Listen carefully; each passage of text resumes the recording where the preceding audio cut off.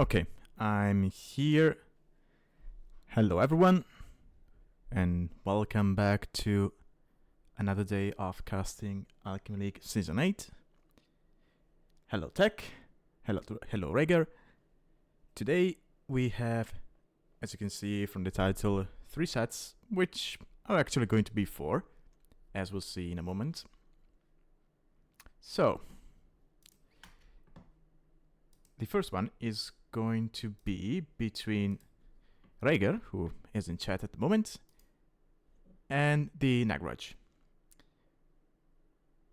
Now the thing is, the second set for today is also going to be between Raiger and TheNagraj, and that would be because they were supposed to play both in round 7 and round wild. And the thing about round wild is that you can play that pretty much anytime you want during the sprint. And basically they decided, well, we have to play each other 2 times anyway, let's just play them at the same time. At least that's what I think they did, considering they posted the results together. We're going to be looking at the round wild set first, but before we jump into that, let's talk a bit about these 2 players. So Raiger, he is a player from Ukraine. He's actually currently sitting at 27th spot on the Ukrainian ladder. He is currently sitting at 1100, almost 1200 elo, but as you can see, he has a highest of 1200. And if you've been watching the league from previous seasons, he is a newcomer to the league, so he joined us this season. And the same can be said about his opponent. So TheNagraj, or Nagraj, as you can see from here, he is a player from India, currently sitting at 1k elo with a slightly higher highest elo, which means that he is going to be at a little disadvantage compared to his opponent, who is sitting at about 200 elo higher than him. And as I was saying, just like Raiger, Nagraj is a newcomer to the league as well. So we're going to be seeing these 2 new players just match up against each other and try and take a crack at the league. Now, I believe I've already casted both of these players in the previous sprint, so I'm saying they're new to the league, but by the time of this set, they would have played, I don't know, another 6 sets in the league, so they should have gotten quite a taste of the league settings. And to be fair, these season settings are different from the ones we had in previous seasons, so being a newcomer is not going to put you at that much of a disadvantage compared to other players. Compared to previous seasons of the league. Okay, so that's enough for introducing the players. Let's go into the draft. As I mentioned, we're going to start with the round wild set, and the thing about round wild is that you do not have a map draft. So each player chooses a map and they play both. Now, from what I can see from the results they posted on Discord, the 2 maps for this set were Archipelago and Gold Rush. So keep that in mind as we look at the safe draft from these 2 players. As usual, we have the 5 random bans.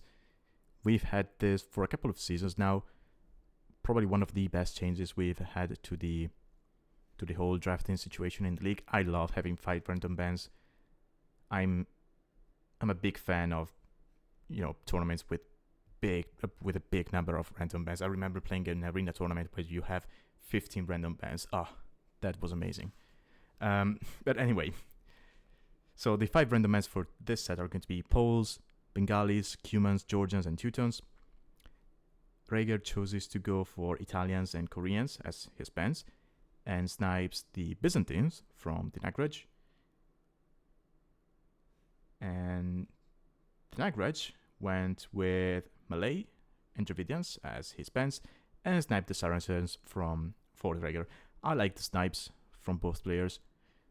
Saracens can be a very tricky save to play against, especially when you have wacky settings, and Byzantines can be very difficult to break. So I like these these bans. Now Raiger was left with Malians, Franks, and Spanish, whereas TheNagraj was left with Portuguese, Armenians, and Vietnamese. Oh, Raiger says that Nagraj is not playing ranked that much, and he is quite good. Ooh, okay, so round 1 was the most fun part of the set of their sets. Okay, now I'm curious. Alright, so let's... Oh, I forgot to load the game, to preload the games. Oops, I'm a noobcaster. So we said it's going to be Archipelago and Gold Rush. So it is this game. Wait just 1 sec as I load it up. And then we'll switch to ForteRaiger.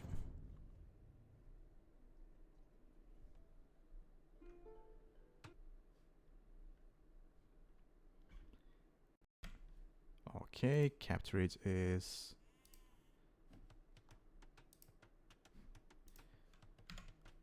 Is it showing? I don't know what... Okay, now it's showing. I don't know why it always takes a moment for ForteRaiger to show on what's called on... What program am I using again to stream? Streamlabs, yeah. Yeah, I keep forgetting the name of the program.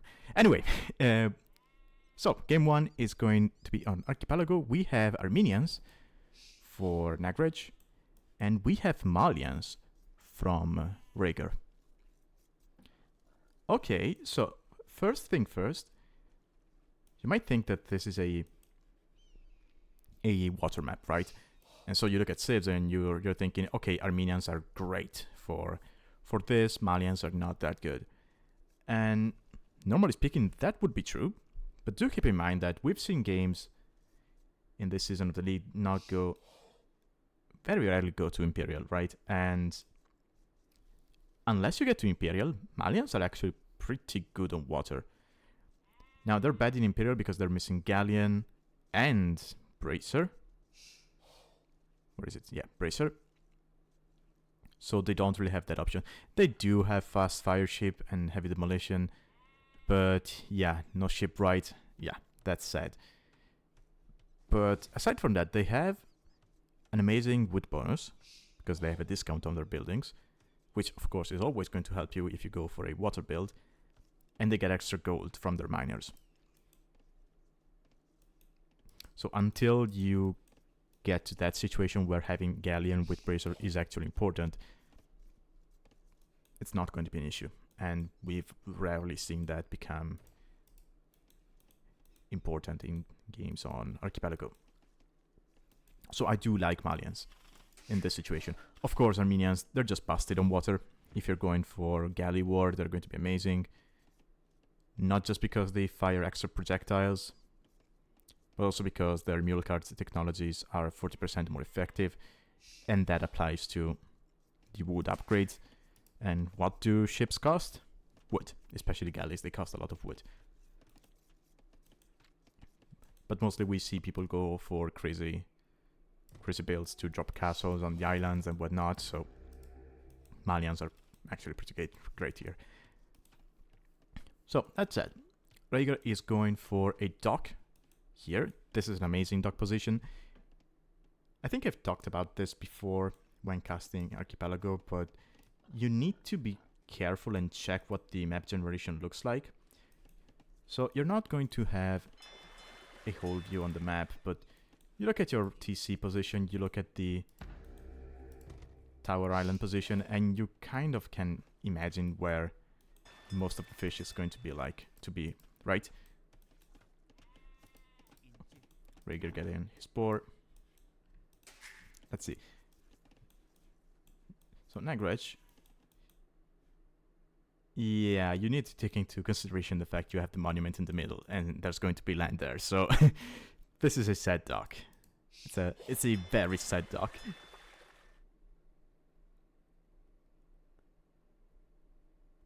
Oh, hey TheNagraj, welcome. Oh, you always forget about the settings. Yeah, I can understand that. We've actually seen, I mean, even 2Ks, when we were casting 2Ks, we've seen people forget about the settings or the fact that you start with the barracks, for example. We've seen 2Ks build a barracks at home just because they forgot about this one. They're wacky settings, so it's difficult to kind of keep it in mind, especially when you get into the game with a specific way you play. It's, let's say you... So many people play the game and it's difficult for them to break free from their habits when playing. So I can see why it would be people would forget about settings and the way the map spawns and whatnot.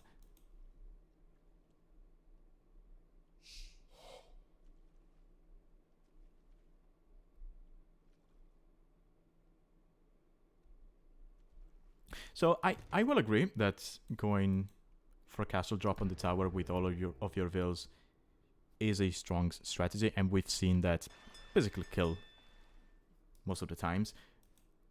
But the thing is, I still believe that opening standard in feudal and then transitioning eventually into that is the better play. Because if both players do that, then it's just a matter of who is faster, right? But if one player does that and the other one is playing standard, suddenly they have an army. So if you go fast castle, you're going to have, what, 20 vills? Good luck getting a castle up with 20 vills when your opponent has, I don't know, 15 archers. It's not going to happen. So yeah, I think castle drops have worked a lot, mostly because that's all people have been going for. But yeah, it's kind of similar to when you see sudden death tournaments, right? You see the first stages, people are always going for castle drops on the TC and the game is over. But as the tournament progresses, then you start seeing people doing different strategies. And I believe if let's say we had, I don't know, 3 sprints with this kind of settings, I believe by sprint 3 we would have started seeing basically no castle drops. But that's just my thought. Okay, so TheNagraj here is going for Man-at-Arms.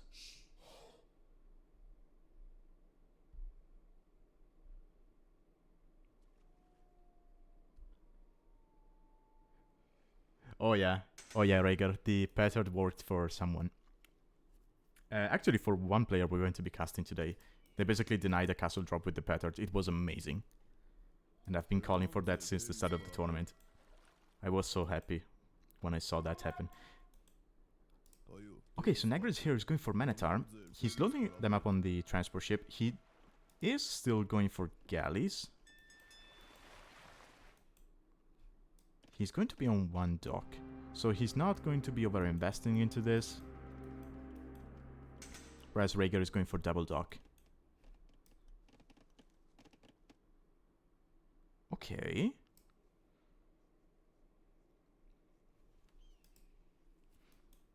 Now, do keep in mind that Armenians, they can get longsword in feudal age if they wish to.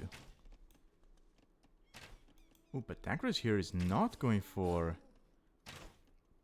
the tower island. He's going for the main island. He might have gotten confused, and he might be thinking that this is the tower island.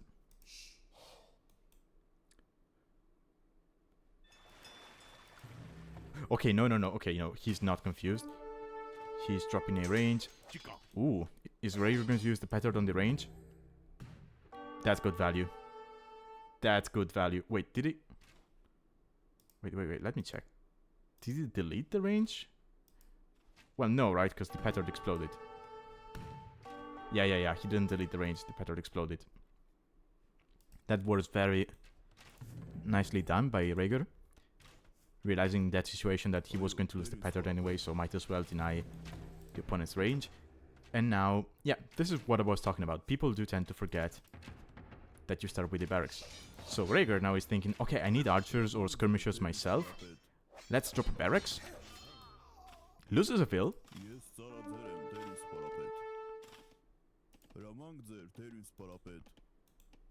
And now he has to deal with swordsmen on his woodline.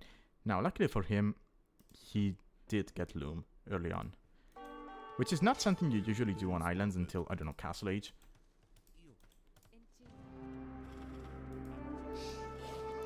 Okay, TheNagraj now is going to lose the militia to the Man-at-Arms to the TC. That's still okay. It's not the best, but it's still okay. Because he is ahead in... He's going to be ahead in archer numbers. I mean, Raiger hasn't dropped in archer range yet. This wolf is delaying that wall. And TheNagraj has been able to keep his fish alive. Now that said, he's not going to be able to fish freely because of the galleys from Raiger.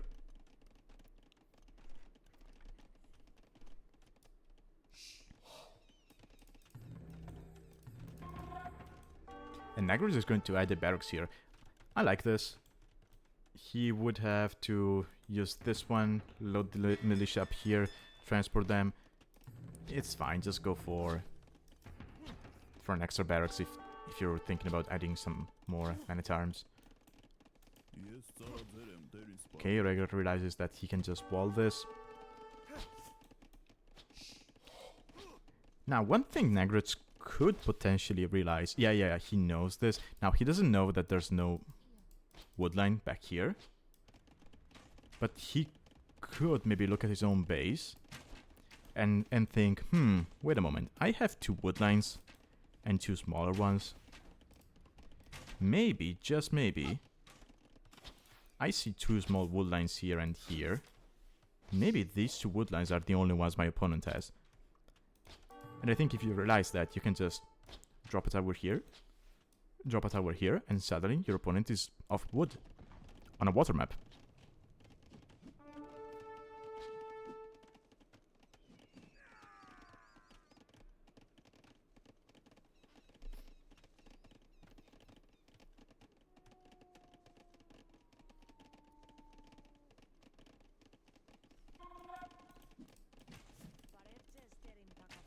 Okay, so now Raiger has added some skirmishers, which is going to be enough to kill the archer, but TheNagraj is adding some more militia.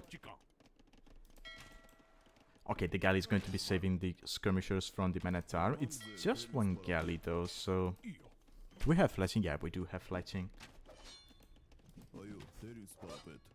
Okay, so 1 skirmisher is going to go down. But so is man-at-arms, and this will go down as well. Does TheNagraj have... Okay, he still has the galley, and he added a demo. I mean, if he distracts his opponent over here, he could get a decent demo on these 2 galleys.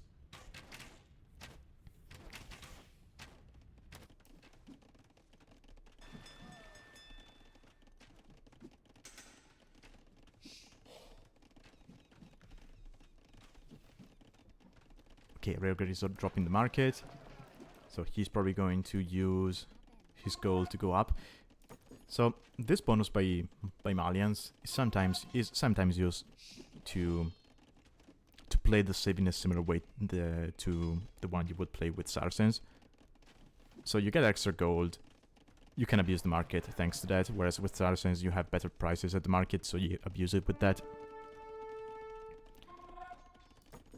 It kind of plays out in a similar way. But we have a longsword now for TheNagraj. So TheNagraj is thinking, okay, let's stay in feudal, and he has a very nice farming eco.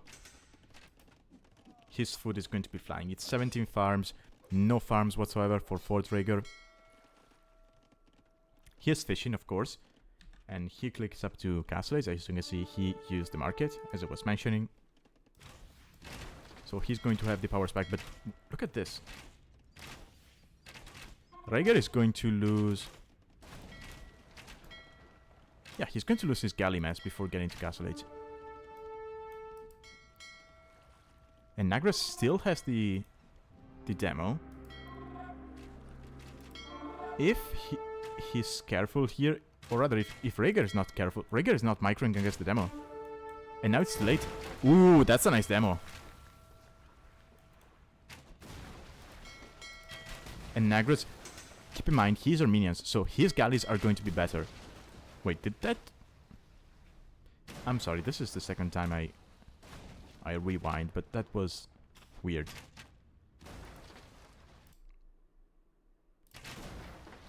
No, I wanted to go... Bear with me, I have issues. Bear with me. Yeah, did you see that? The galley didn't turn to shoot. Anyway, yeah, Raiger loses his forward galleys. He still has 3 on the sea. He's making 5 more. Of course, he stopped making galleys because he saw the landing from his opponent, and so he figured, well, he's not making navy. Why should I keep making navy? And quite rightly so, he added some fishing ships. But now he's loading villagers on a transport ship. And he is on stone. So now he's going to sail. Okay, he's going this way. He could have gone this way.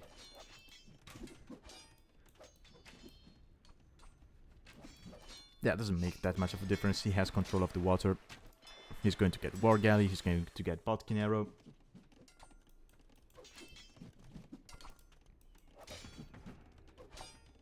No, Nagraj did not tower the woodline. It would have been amazing. Because, as I mentioned, you only have 2 woodlines. I would have to look back at other generations of the map. But I think...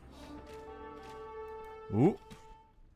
Look at this. Nagraj is adding men-at-arms.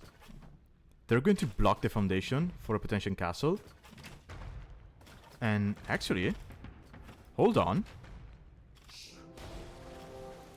Oh, Raiger is a madman. He drops the castle on this side. But there's towers and there's longswords from Nagraj. This castle is going to get denied. It's under fire by 3 towers, one of which has more attack than a standard tower. There's a barracks here. Even if you quick wall at this point, you have so little vills, and they're so weak that they're not going to be able to survive to the tower fire.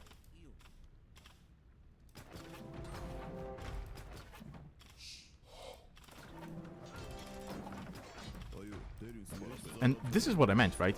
If you have some army here, in addition to the towers, now it's actually quite possible to deny a castle drop.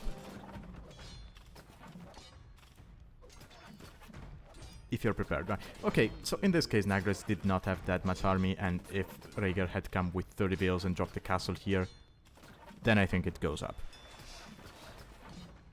But let's say Nagraj expected the castle and had, I don't know, instead of 2, which he started producing once he saw the vills, let's say he had, I don't know, 5 longswords by the time Raiger lands. I think in that situation the castle gets denied still. Castle will actually get destroyed here. Hold on. And there's a castle going up its own for Raiger.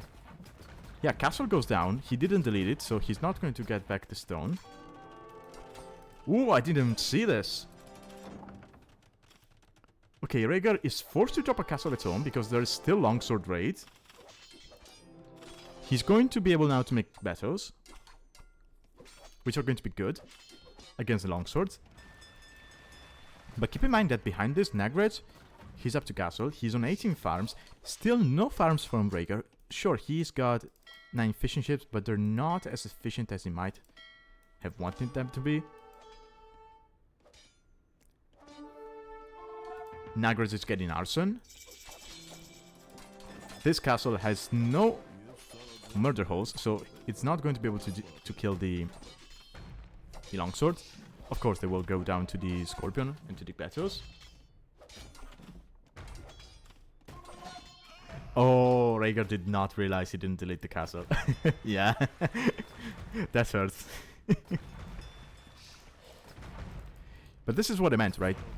Now there's 5 longswords. You cannot drop the castle here.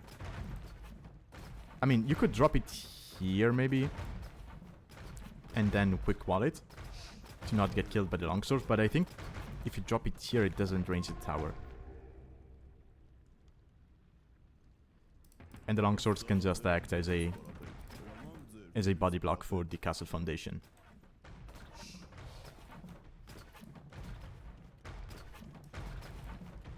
And look at this, Nagraj was on stone himself. He's not going to be... Ooh, actually, he could sneak to his opponent's island. Oh yeah. Oh yeah. Let's go. Let's go, Nagraj.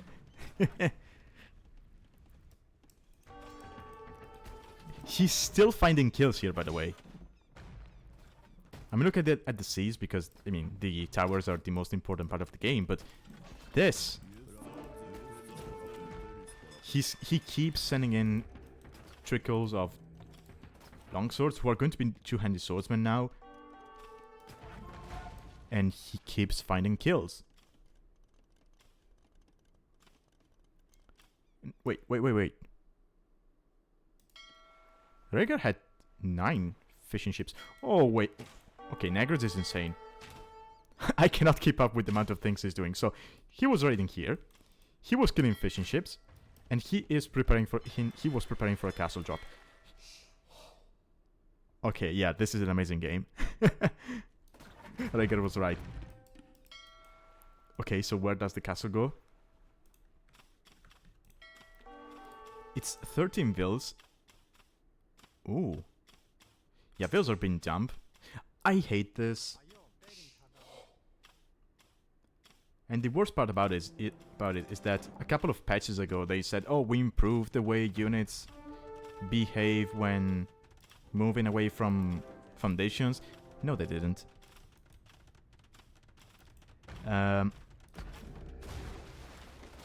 Is that tower in range?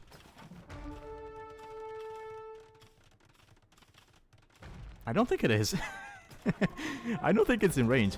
Well, now that said, Nagraj has good food eco and gold eco, so he's going to be able to make petards here if he wants to.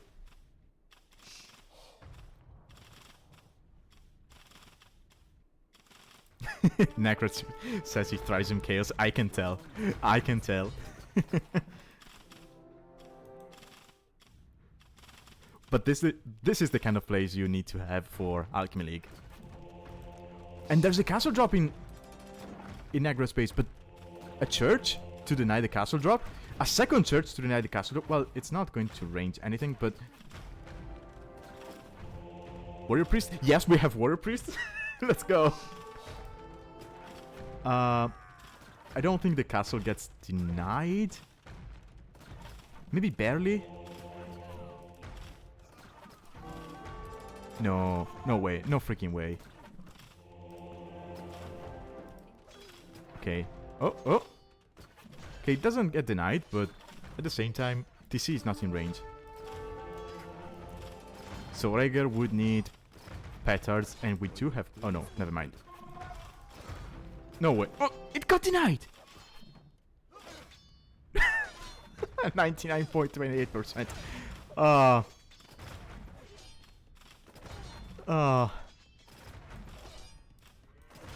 Rhaegar is not locked by castles, is he? He lost the stone on this one gets denied.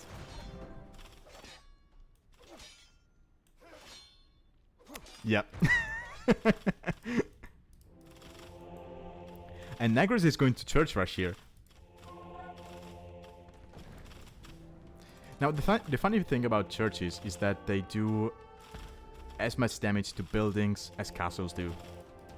Okay, he's also adding some siege. Okay, I like this. He is walling up the castle foundations. And Rhaegar calls the GG. What a game. Yeah, it was a fun game. Holy. So Nagraj takes the first game. That was insane.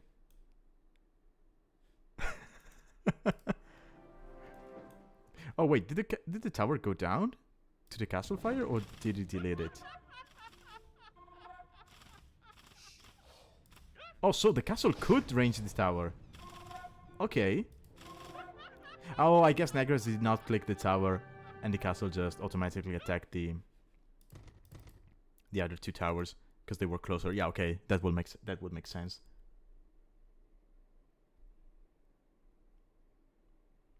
Oh yeah, and we had the Armenian countdown because of the bug. Because all of the relics are in the middle. Actually, do they have one on their island?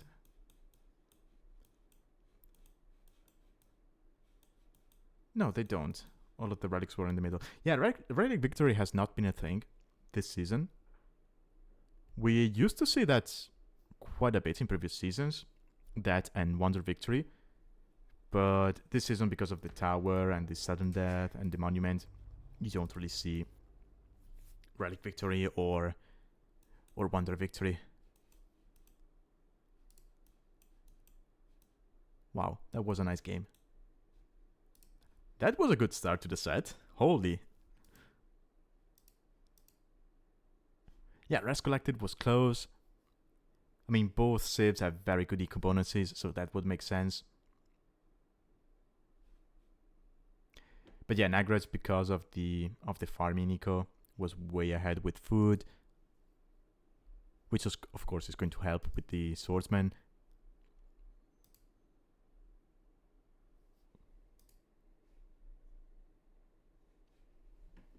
All right. Okay. We can move on to game 2, which is going to be on Gold Rush.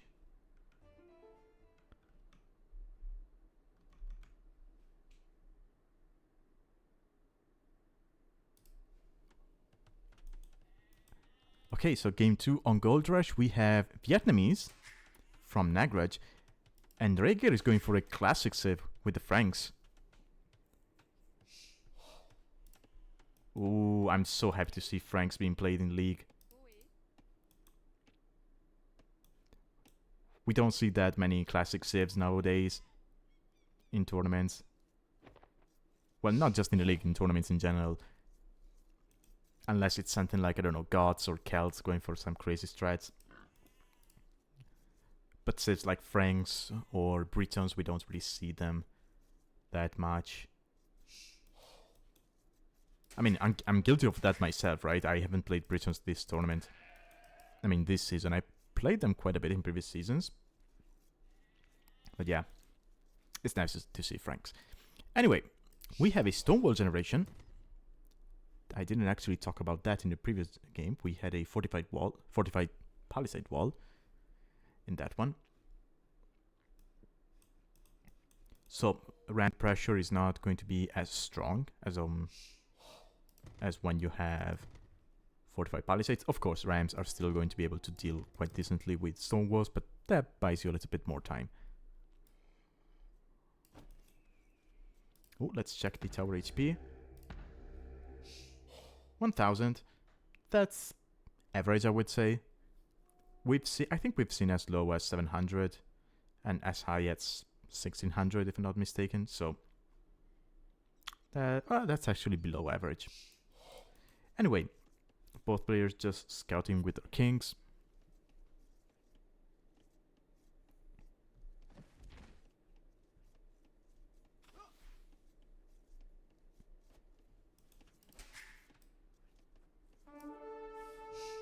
Wait, you forgot about the tower?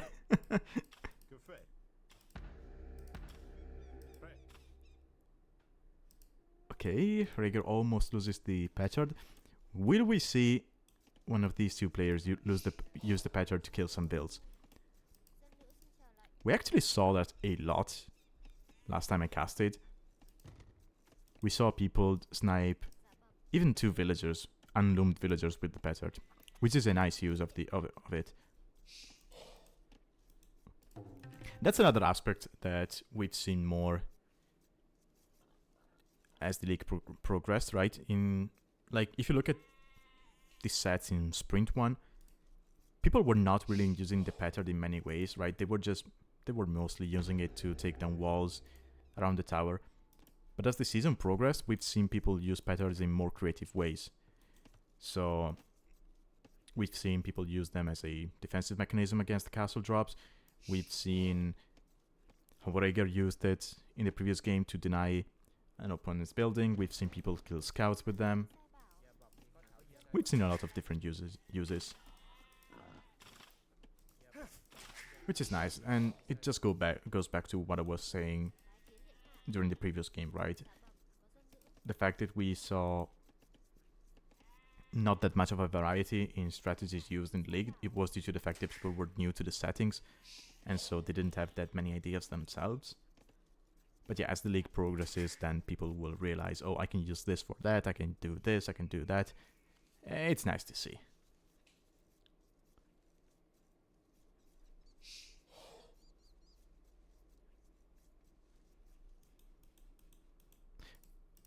Oh yeah, so this is something I've seen people struggle with a bit when they try to send units from the barracks around their towers to the main base to defend. So the way barracks spawn is that they spawn in the wall. And so let's say TheNagraj selects his barracks and puts the gathering point at his own base. Then yeah, the militia, it will spawn on this side of the wall, right? Because it spawns towards the gather point.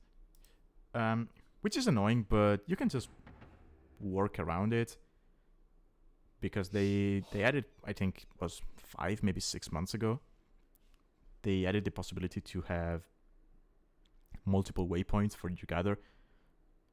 So instead of just selecting the barracks and going right click, you press down on shift, you click it pressed, and you go right, and the unit will just go this way automatically. Which is nice because, yeah, this is specific to the league, the fact that they spawn on this side of the wall. But let's be real. Units spawning from buildings is always wacky. So that was a very nice change they added to the game.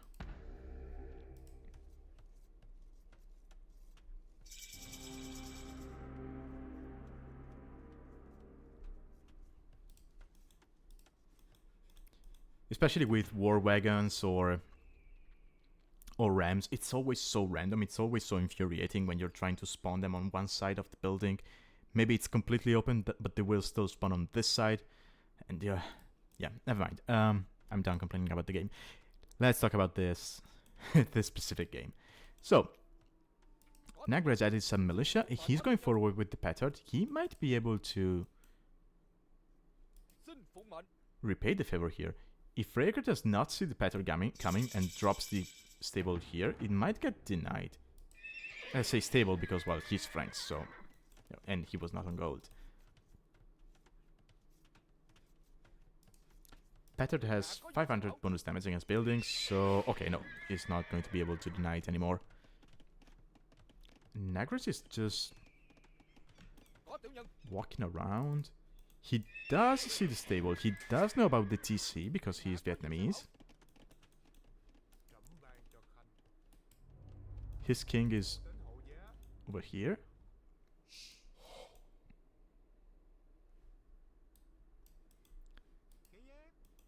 But TheNagraj is going around. Okay, Raiger walled his fills on berries. Would have been nice to be able to deny berries from the Franks player. Oh, but he had the petard, so this is going to be a feast. I think one veil is going to go down. Oh, actually 2 veils are going to go down. This is already good value from TheNagraj. And again, people are just using petards in more creative ways. The deeper we get into the league, into this season.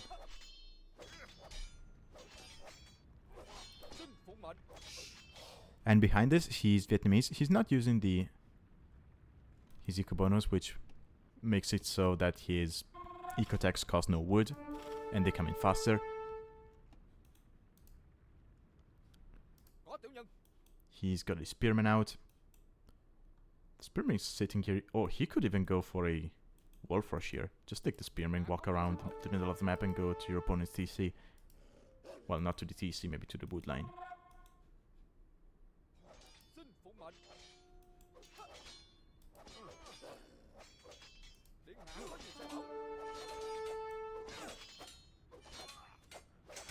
Ooh, TheNagraj is a little bit distracted, so gets hit by the scouts. Oh, he even got arson. Okay, TheNagraj is a madman. He got arson for 3 militia. He's going to try and take down the stable. Well, as long as Raiger does not make more scouts, he's going to be fine, right? Because I mean, TheNagraj is going to be fine, because 2 man-at-arms will always win against 2 scouts. Especially when one of them is weak. Oh, actually, these are Frank scouts. Do they still win? Huh. I've never really thought about that.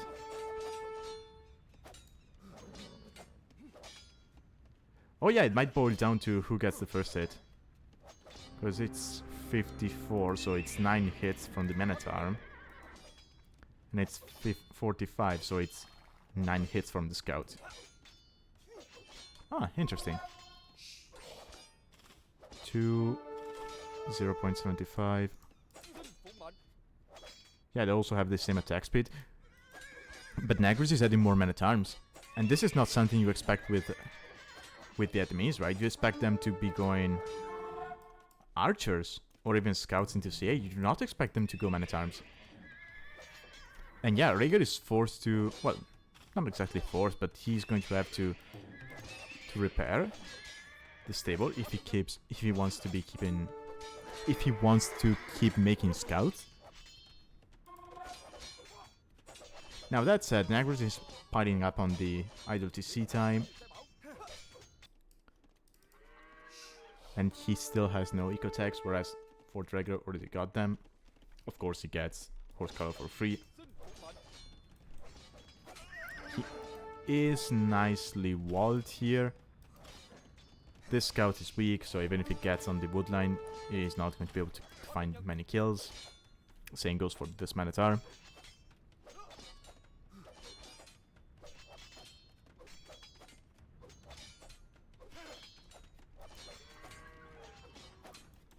So Raiger, for the time being, he's holding.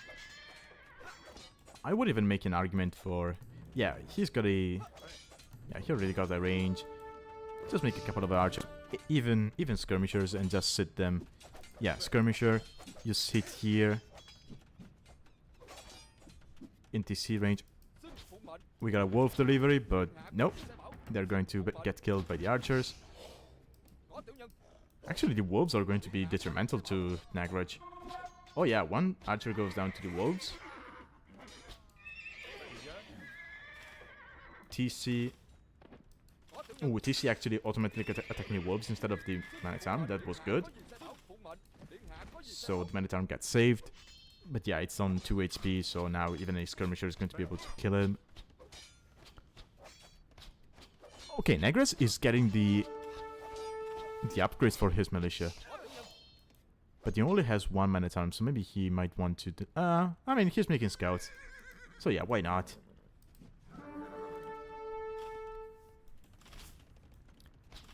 And behind this, Raiger is still quite open, but he's on skirms. And he's got, so it's 15 farms for TheNagraj and 15 for Raiger, so eco-wise they're quite equal. Now that said, Raiger has been harassed, so his eco has not been as good as he might have wanted it to be. He's off berries, which is not great for Franks because you do pick them faster.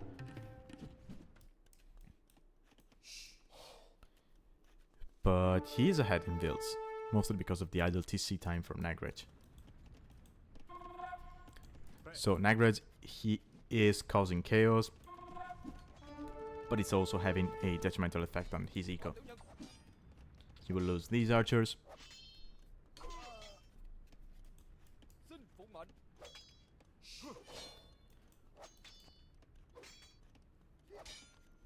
And now, oh, TheNagraj is getting bloodlines. Okay.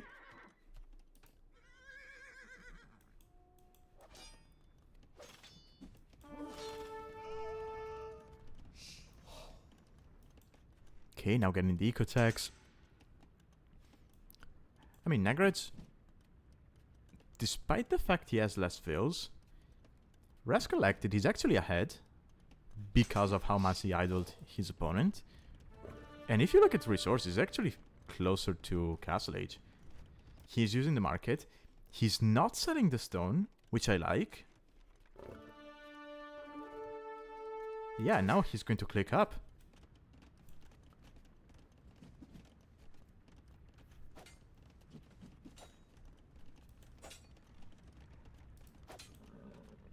Now, one thing which is kind of risky for TheNagraj is that he forgot about his king over here.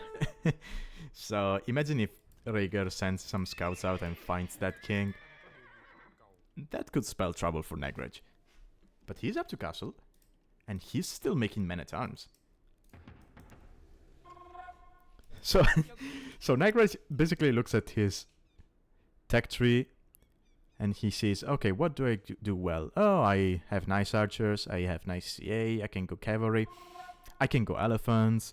No, I'm going infantry. And I respect that. I respect that so much. Forward house. Oh, this build might even be able to build a siege workshop over here. Siege workshop, or... Okay, so this is something people are not that used to, and that is, keep in mind how much line of vision buildings have. So if he kept that in mind, he could maybe drop a sneaky tower here. Well, not now because of the skirmisher, and his opponent would not see it until it goes up. Do keep in mind that he got arson quite early on, so if he keeps pylon, if he keeps making men-at-arms over here, which are going to be longswords in a moment, he could... Oh. Okay, I was about to say, oh, counter-attack from Raiger. I expected it to be scouts, but no, it was just a lone spearman with a couple of skirms. And again, this is risky. I don't think Raiger saw that. And he just lost his Bedford. Yeah, Stonewall. I like the Stonewall the idea. It's honestly the best way to keep out... to keep up an infantry. Other buildings, they will just go down too fast.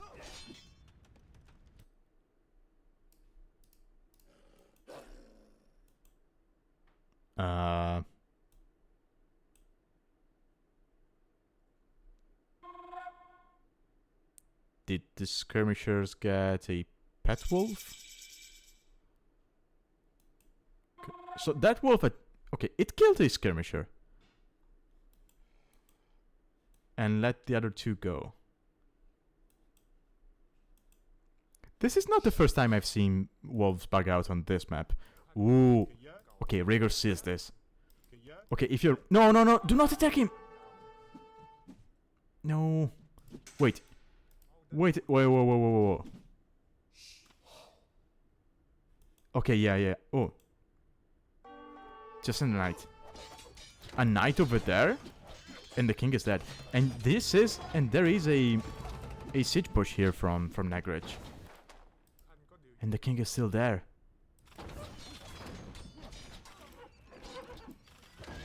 Please, Raiger, go out with the knight. Go out with the knight and snipe that king.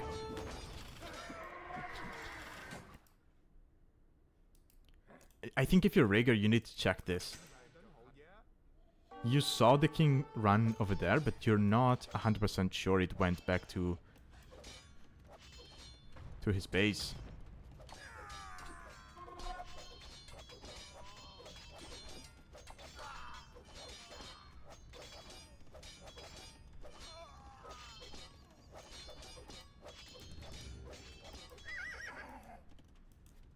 Okay, so in the meantime, as I was looking at the wolves and the skirmishers, TheNagraj was pushing on this side with knights, and he was pushing here with siege, but everything got cleaned up. Now, do keep in mind that at this stage of the game, Frank knights, they do not really have an advantage over other knights. You basically do not need to get bloodlines, and that's it, because you got it for free. Kind of. The king is right there! Also, Frankish knights, they do have more line of sight because of the team bonus. So, imagine if he just went out there to check. Oh yeah, this is open.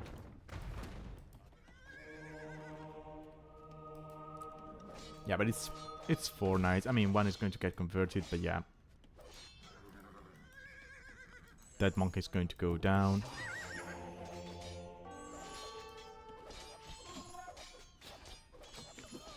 And Raiger is now going for the middle. Oh, he's off the gold.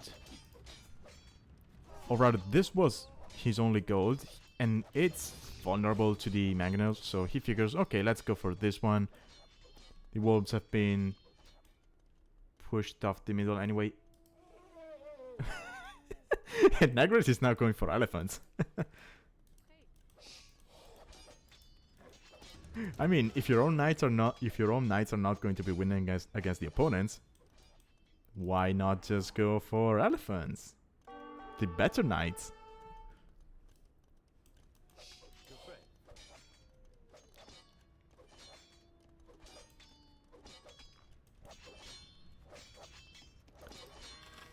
But yeah, Raiger has an amazing eco behind us. We haven't looked at TheNagraj's base in a while.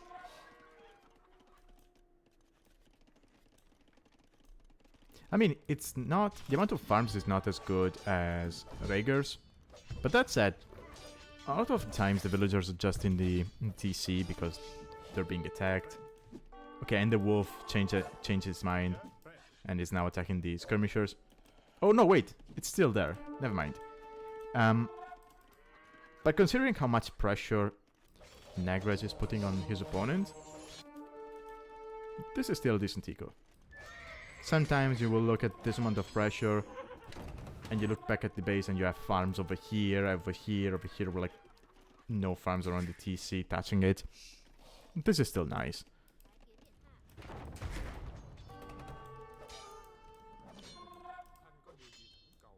God, that king is so...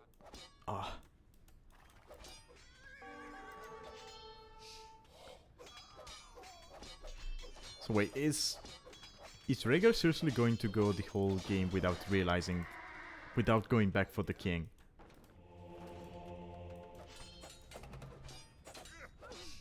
Oh, Mangonel is through.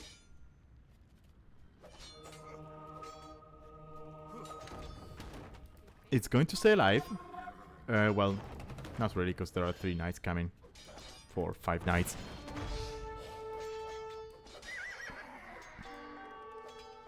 Now, do keep in mind, Raiger is Franks, so his castles are actually cheaper. They're not as cheap as they used to be, but still, they are cheaper. So if he can get to a nice knight mass and get map control, he could consider a castle drop on his opponent's tower.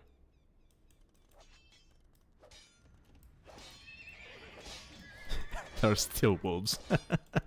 This map is so dumb. I mean that in a positive way, of course, but...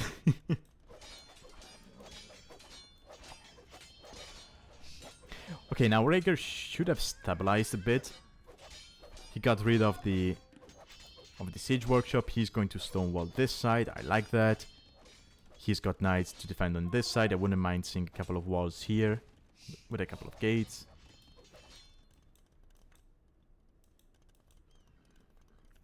And now he can think about moving forward.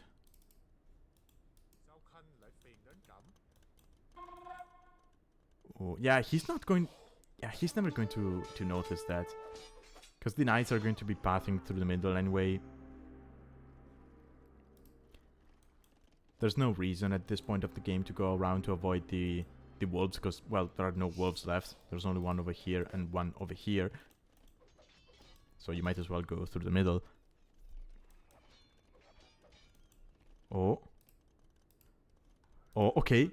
Okay. He should see the king now. Is he paying attention? Ah, probably not. He probably tasked the monk to go get the relic and get back. So he's not going to notice. No. I don't think you can convert the king.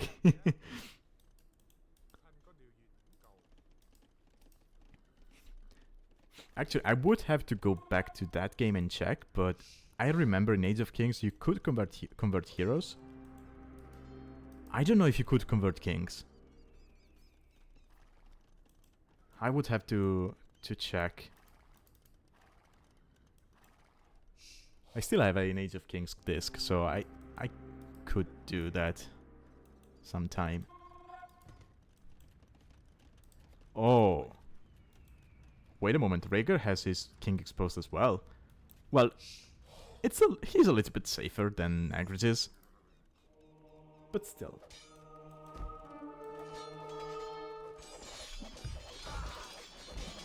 Okay, now there's a good... Oh, actually, it's 16 knights. It's 11 knights here. They have the hill. Hold on, this is a good fight. Oh, and there's fire lancers for TheNagraj. Vietnamese do get that option. They also have extra HP because they're Vietnamese.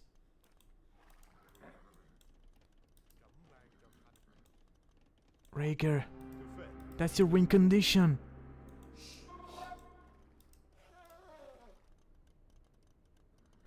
Yeah, TheNagraj, your king just doesn't care. He's sitting on this hill looking at skeletons with towers at his back.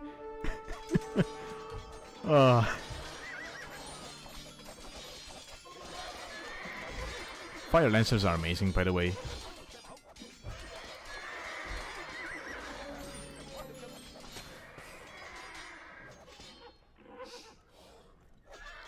This might actually snowball.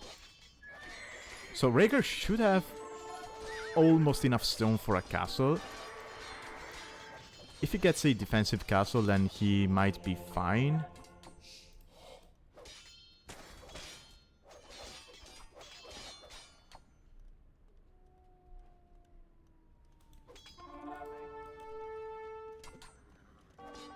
The issue is, I don't think he's going to be able to get the castle up, right?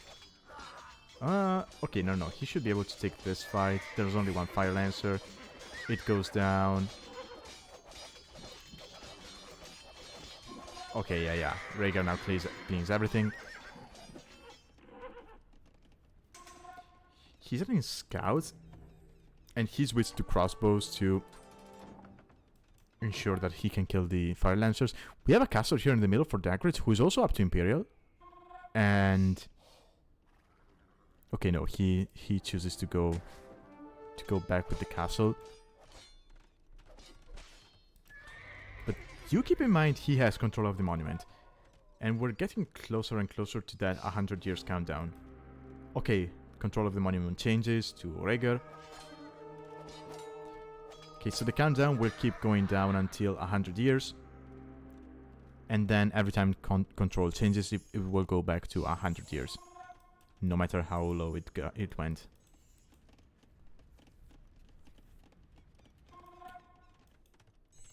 Ooh, now Imperial here is going to be huge for TheNagraj. And he's going to double down on the Fire Lancers. I like that. They don't cost food. So when you're playing with this low eco, they're actually amazing. The only food you're going to need is the one needed for the upgrade. Which is not that much. And eventually for the armor.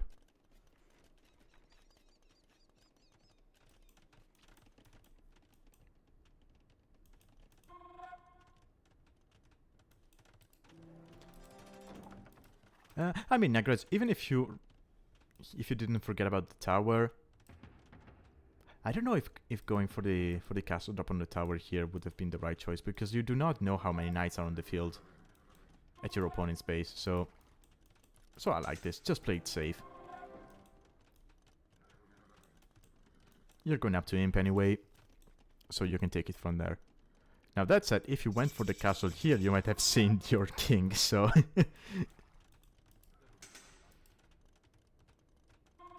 Yeah, on your own tower. Yeah, that would have been even better, I think.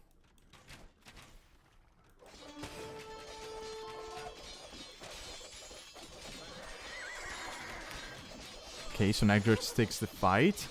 And he is going for plate binding armor. So is he going to stay on elephants?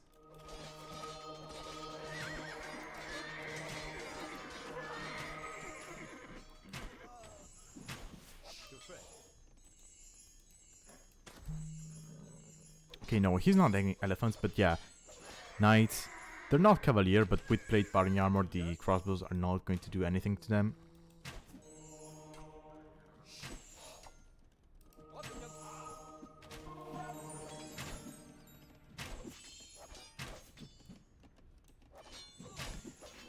And Raiger, ooh, Raiger is going for the castle drop.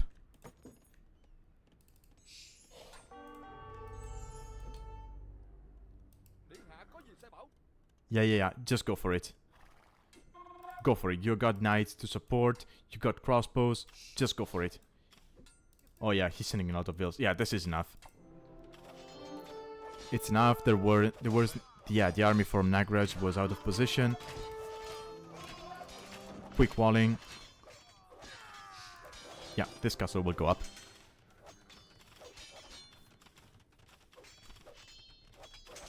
Units were pathing the wrong way. Imagine if they went this way. They would have already have been on the vills. Yeah, it's not going to be enough. Castle goes up, and it's going to be... Yeah. Raiger will take the victory.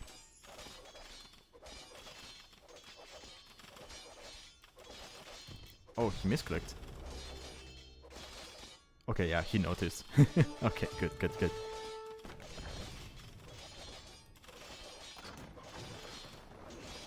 Okay. Ooh, that was a nice game as well. It kept going back and forth. And I know I kept saying that Raiger had the better eco overall, but look at the numbers. Right? He was able to drop more eco, but because he was constantly raided, his eco was not as efficient. And you do play on sudden death, so you can only have 1 TC. So every build you lose is actually going to be an even greater loss, because you cannot make extra TCs and think, oh, I can just drop, I don't know, 4 TCs and reboom. You cannot do that here. And Nagraj, sure, he had more idle TC time, but he was never raided. He only lost 1 vill. And that might have been to a wolf. So yeah. But of course Raiger manages to get the castle up and so kills the tower.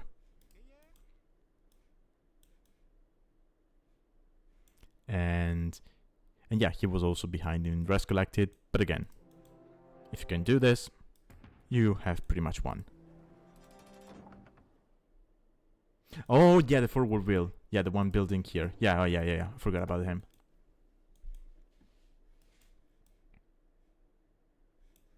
Okay, so the round 12 ends in a tie between these two players. Let's see.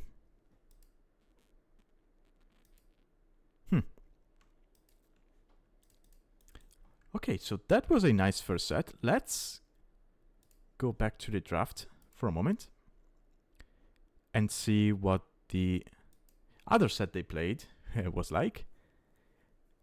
So the second set they played, which actually I believe they played this one first and then they played the one we just watched. So this was in round 7, I guess. Yeah, Continental was the map for round 7. So that's going to be the map for game 1. And then we have Mongolia as our map for game 2. We've actually seen Mongolia quite a bit during Sprint 1. But after that, I don't think I've seen a single game played on it. So I'm happy to see it back. We actually saw an amazing game between ShiXo and Raid on Mongolia. Oh, that's still one of the best games of the league.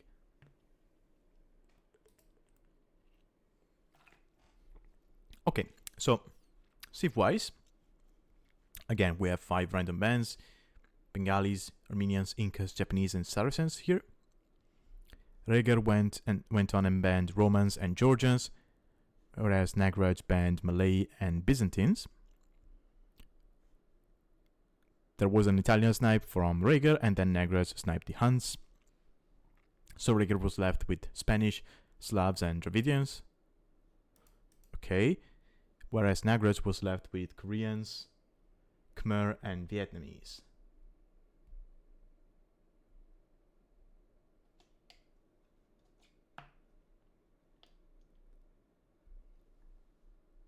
Okay, yeah, I was right. They played this set first and then the one we just watched. Okay, maybe next time I will ask the players what they played first before casting. Oops. Anyway, this is a knife draft. Again, we see Vietnamese from TheNagraj, which felt pretty strong in his hands in the previous game. So let me just load up the first one.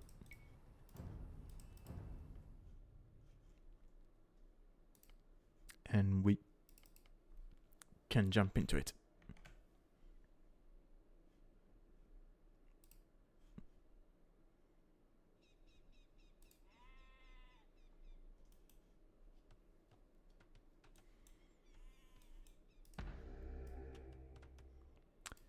Okay, oh, so this is what Raiger was mentioning. So, yeah, Continental can be unfair with the generation. Actually, every single game I've seen and played has been unfair on Continental, but anyway. So one player gets his tower on an island, and the other one gets it on land. Now that said, it's true that Raiger has no way to access his tower from here. He would have to go all the way around here. But the same can be said for TheNagraj. This is easily wallable.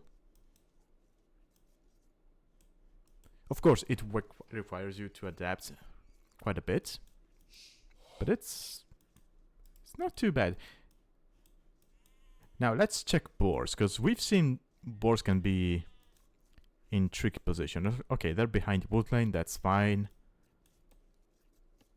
Where's TheNagraj's boars? Okay, one is over there. And the other one is here. So, okay.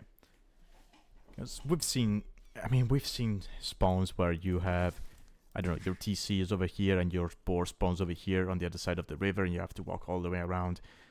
Ugh. Actually, I've seen that happen on Black Forest as well.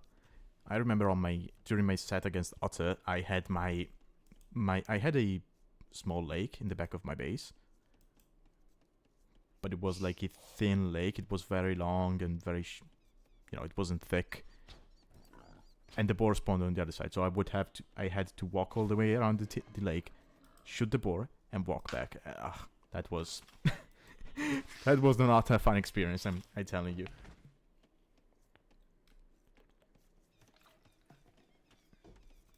But anyway, enough about that. So, let's talk civs. We have Dravidians here for Raiger in the blue. And Koreans for TheNagraj. Oh. Don't die, please. Okay. No king snipe. Okay, so Continental, depending on how the map spawns, water can actually be quite good. Here, Raiger has a nice spot for a dock. Could maybe drop the first one here and then the second one here. I mean, even if he stays on one dock, he's Dravidian, so long distance fishing is not going to be as bad for him, because Dravidians, they do carry more fish with their ships. TheNagraj, oh, he's got a very nice spot here with the fish, if he notices.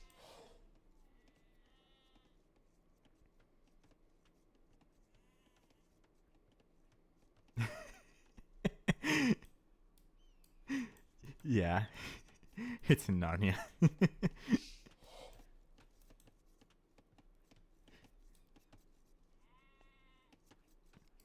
But yeah, this can play out as a hybrid map. Oh, Raiger gets some extra sheep. Yeah, Continental does have extra sheep, but it feels like I mean, there's 4 extra here. 2 extra here. I mean, it feels like most of the extra sheep spawned on this island. That's 5, 7. Yeah, Continental is wacky. Anyway, as I was saying, this map sometimes plays out as a hybrid map. In that situation, I do prefer Dravidians. They feel just overall better as an hybrid civ. Oh, we can just take these two away because it's the second set. So I do prefer Dravidians as a hybrid map civ.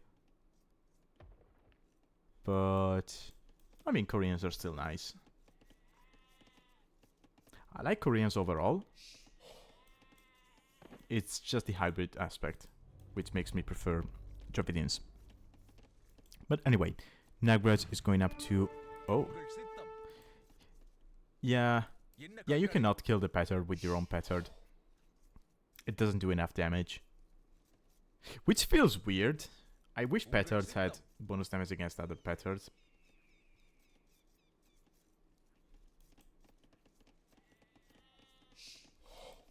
It just feels weird that a dude carrying 2 barrels of explosives can just walk through an explosion without, you know, his barrels getting set off. But anyway.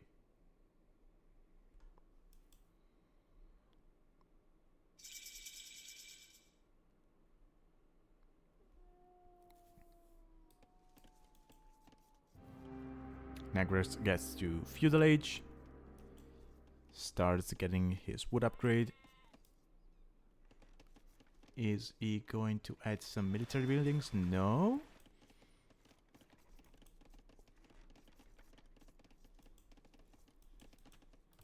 Okay, he's adding a dock now.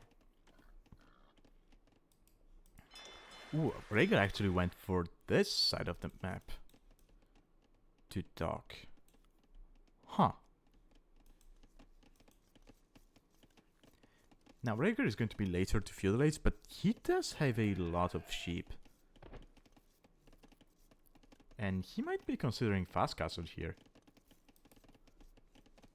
He's got 2 wheels in queue, which makes me think he's going fast castle. He's going to get extra wood. Because he's Dravidians. Yeah, this is a fast castle. Interesting.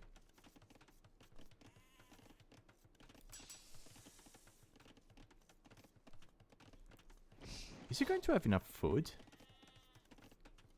Maybe not. Maybe he will have to... Oh, it's a fast castle into castle drop. Okay.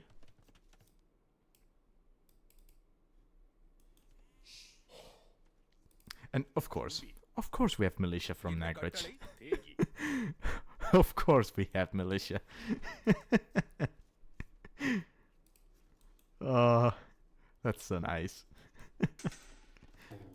Okay, Nagraj, he's balling up. He's going for archers now. They are cheaper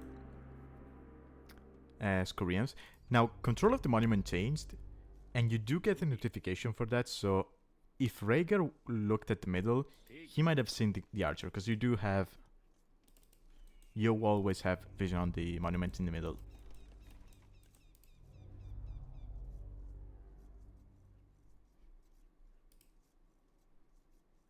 Oh.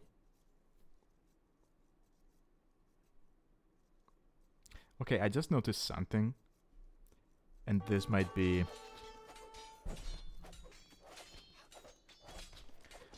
a little bit embarrassing to admit. But you see this icon of the monument? It's a statue, right? Like it's a dude holding his arms up. I just noticed that. I've always thought it was the silhouette of a tower. Huh.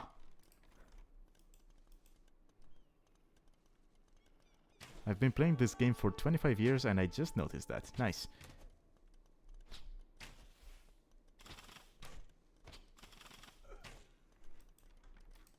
Yeah, ForteRaiger was able to defend from this little attack from Nagraj, and now he's going forward with Vils. And Nagraj does not have enough army on the field. And he should know by the uptime of his opponent that this is going to be a fast castle. And given the settings, I mean, it's fast castle. It's very likely it's going to be for a castle drop. There it is.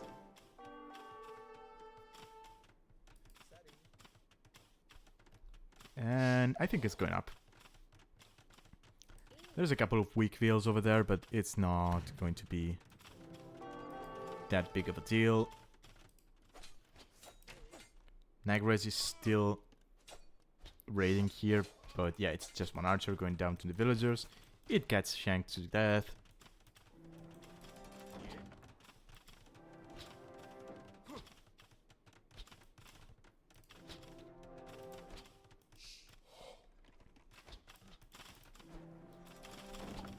Castle will take down this tower. Okay, no.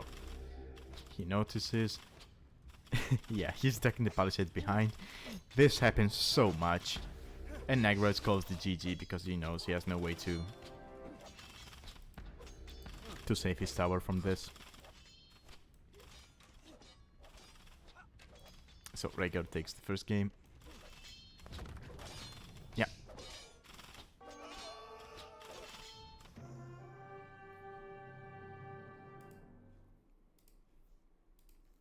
Okay, that was a fast one. And not as crazy as the previous two games we saw. But again, if this was actually the first game they played, it makes sense that it wasn't as crazy as the others. Yeah, there isn't that much point into looking at the statistics. So let's go into game 2 of the set, which is going to be game 4 today for these guys.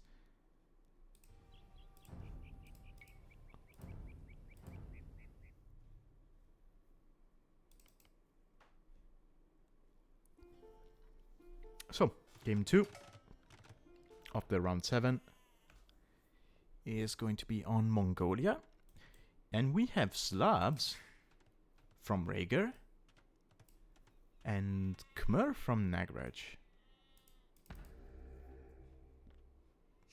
Okay, so this is on Mongolia. We do have a palisade generation with 1300 HP tower. That's pretty high.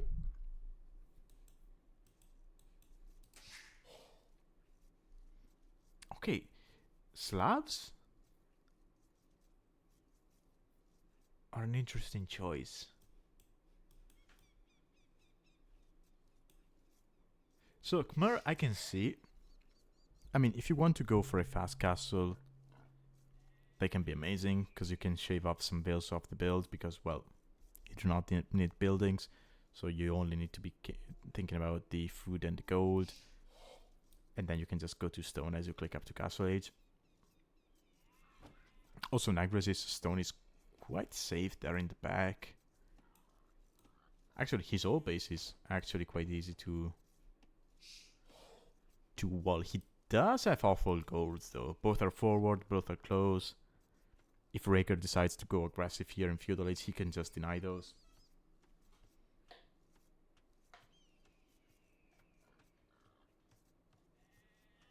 Okay, TheNagraj. See you next time. I was actually thinking, wait, he's from India, so it might be quite late over there. So, yeah, no worries. Good night. Have a good one, man.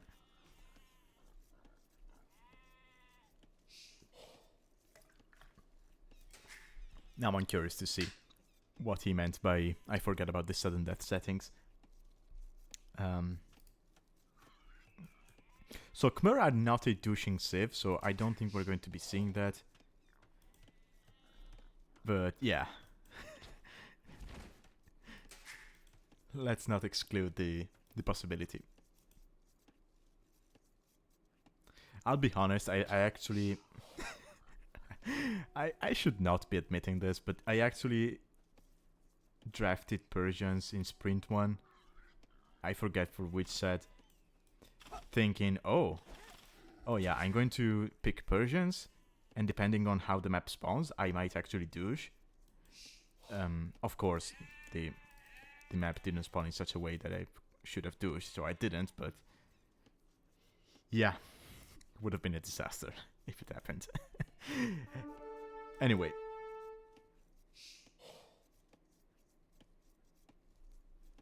Let's see.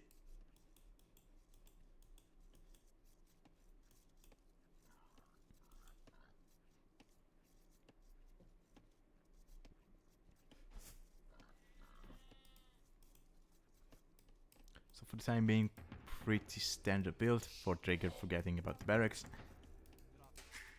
Although, I will say this, as Slavs, you get 5 pop space with your military buildings, so let's just look at this as a very expensive house. Okay. Okay, TheNagraj, I think he's going to be building a mill any moment now.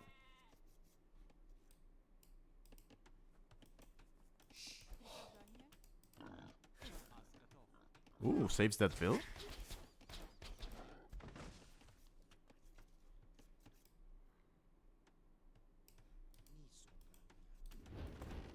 Okay, yeah, TheNagraj is going to be building a mill. Yeah, I like this. I mean, your gold is exposed. You might as well go for greedy walls.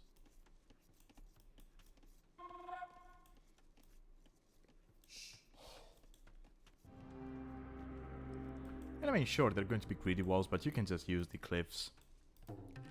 Right, you can just wall like this, and like this. And then you wall here, and you're fine on this side. And you have to mostly worry about this. And I mean, you can just go like this. Yeah, premium class housing.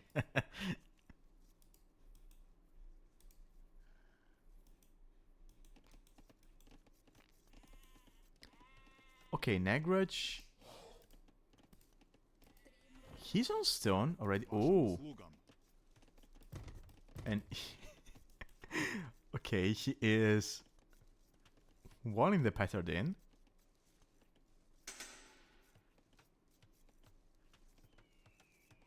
I mean, it's okay, right?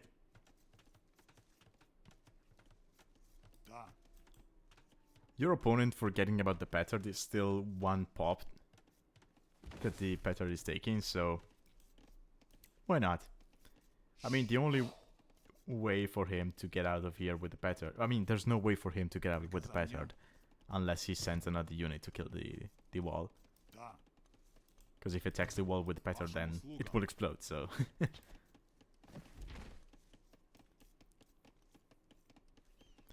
Okay, Fuel Age for TheNagraj.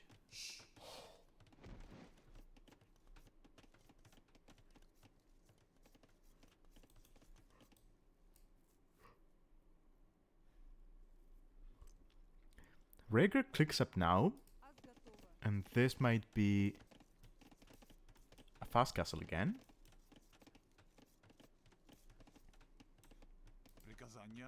He does have 3 militia though. So this is either a fast castle, or rather drash into fast castle, or just drash into something feudal.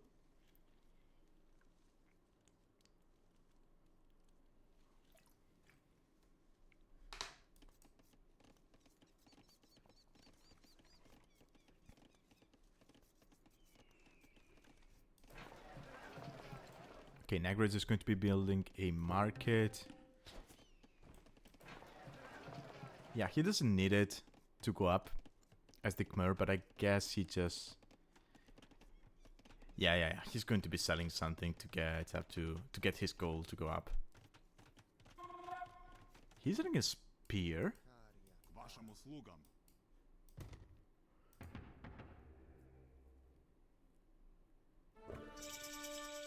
I guess he wants to explore with it. Yep. And the spear is trapped. Also, the militia was not attacking back. Huh.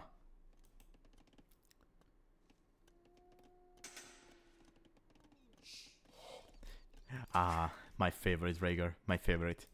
I love doing sloppy build into Adapt.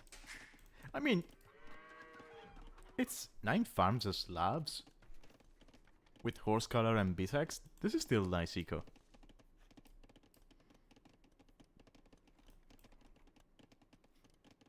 TheNagraj is now going very heavily on stone.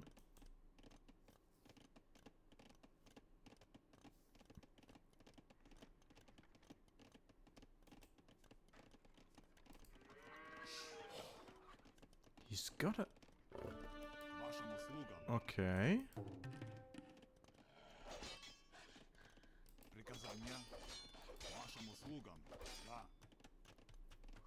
Now, he should have noticed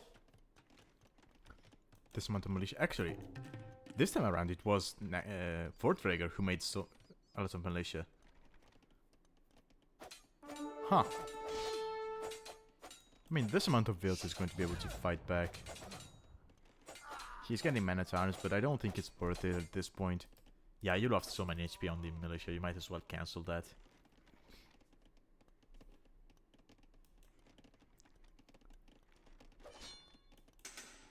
You do get Harson for free, though, which is nice.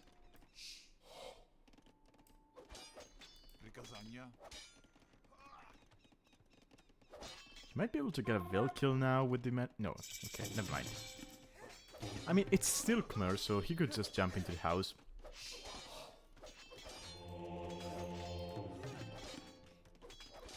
But yeah.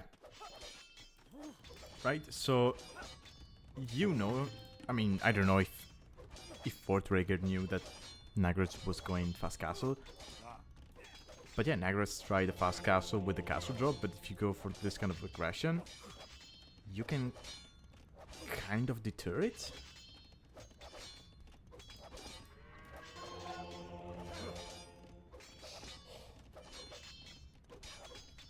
So TheNagraj dropped the monastery to make a couple of monks, but he's not on gold. Because he was counting on doing a naked fast castle drop on his opponent's tower. But that's not going to work. And Raiger is... Oh, he just keeps adding militia. Wait, hold on. So did TheNagraj make that many militia in the other games because he saw how many Raiger made in this one? Is that it? I mean, again, it's Slavs with their amazing farming eco. They have Arson for free. It's 11 man-at-arms. It's going to be 13.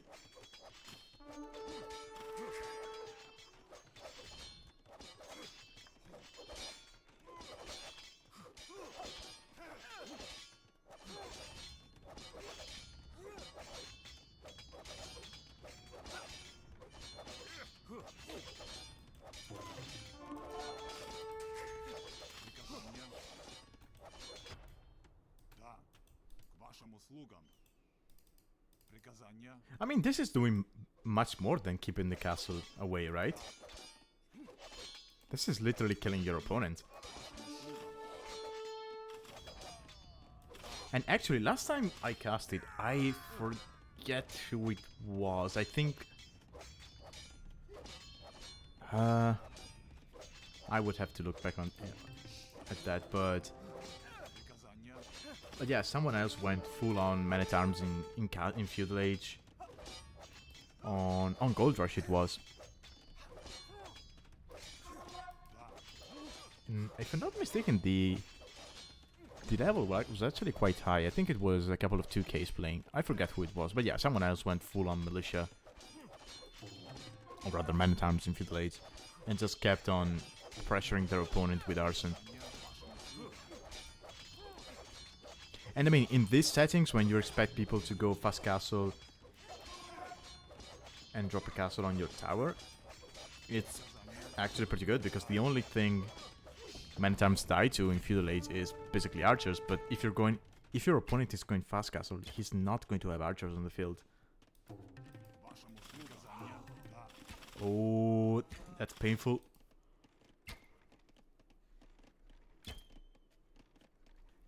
And Raiger is up to castle himself. Also, he knows his opponent is no longer on stone. He made sure of that. He knows his opponent made the castle at home. So he's not in immediate danger to get castle dropped.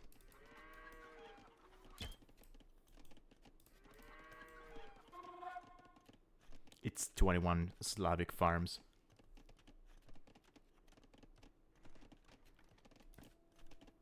His Fulik is just going to be flying. And he's got 2 barracks. Honestly, you're Slavs. Your siege is cheaper as well. Just go here, build the siege workshop, get a couple of rams, load your units in them, and you can take down your opponent's tower.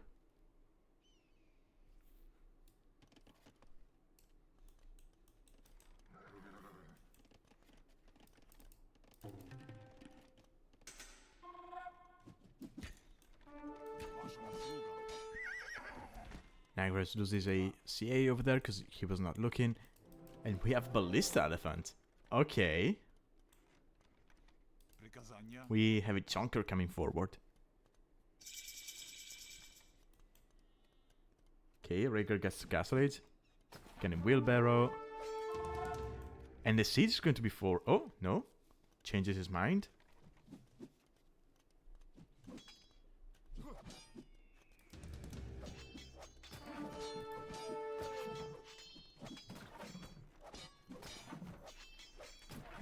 Okay, getting Longsword and making more Man-at-Arms. Yeah, Siege is going to be a nice answer to the Ballista Elephants. Just get a couple of Mangonels and these chunkers go down. Okay, I think... Yeah, Nagraj saw the Siege Workshop coming up.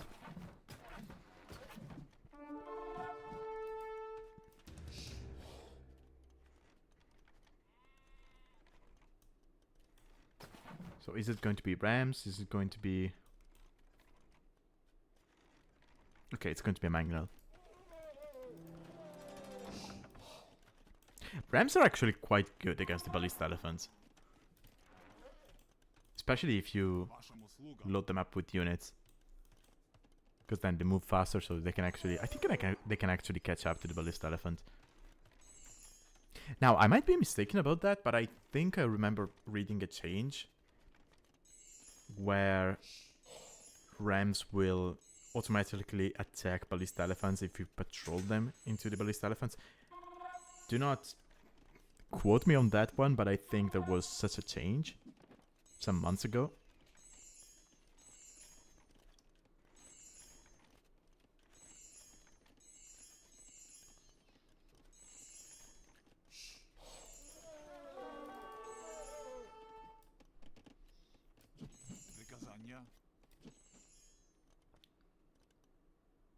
Okay, so for the time being, both players are just looking at each other, but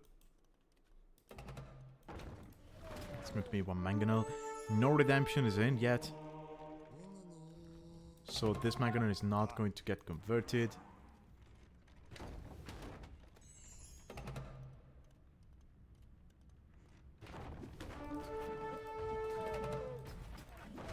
Mangonel has bonus damage against the Ballista Elephant. Not as much as Onagers do, but still, it's something.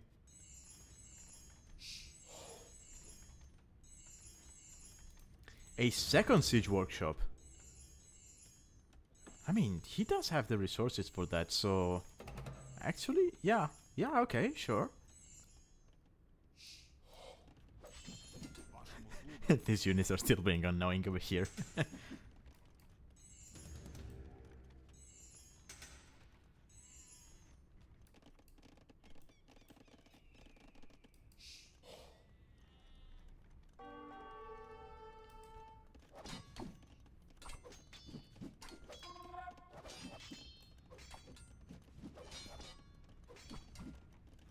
Both players just making fills. Raiger is ahead because, well, he was not under pressure. So he does have way less IWTC time. And now we do have... Ooh, that's a nice Mangonel shot. We do have Rams from Raiger. He didn't notice. Now he does. They're still live, so if you... Yeah, he does have the build forward, so he can just repair them.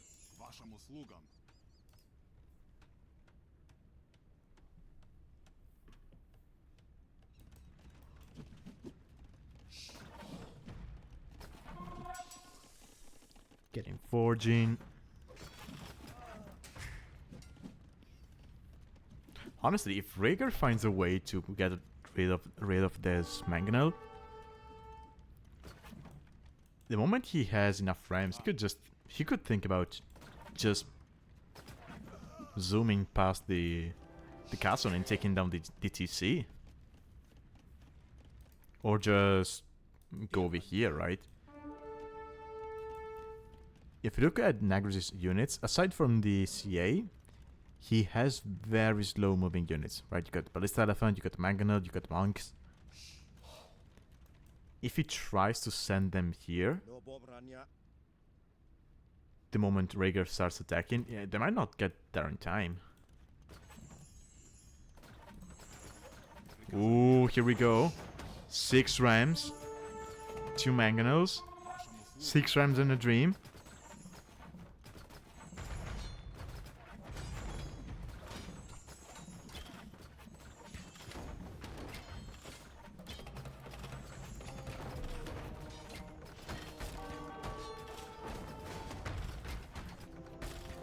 Oh, he's going for the castle. Okay.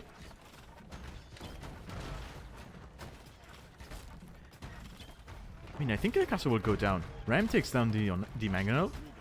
Always nice to see that. Yeah, the castle will go down, and then the TC is going to be next.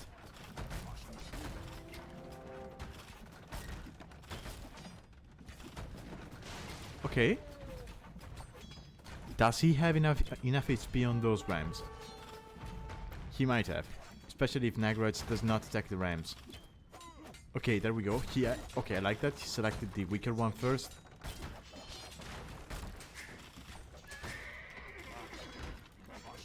Yeah, it's not going to be enough. There's swordsman as well. And there's the king! And this? I think this is the first victory I've seen when casting where one player took the game by taking down the TC. Because it's always been about the towers and the kings. Taking a game by killing the TC, I haven't seen that yet in the tournament. So that might be a first.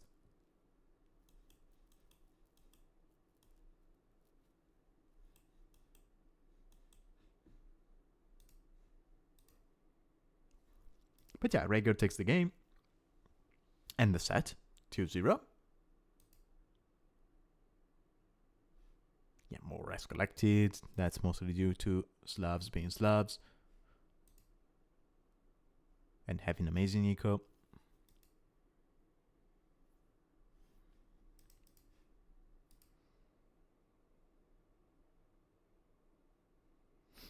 Yeah, round 1 was amazing.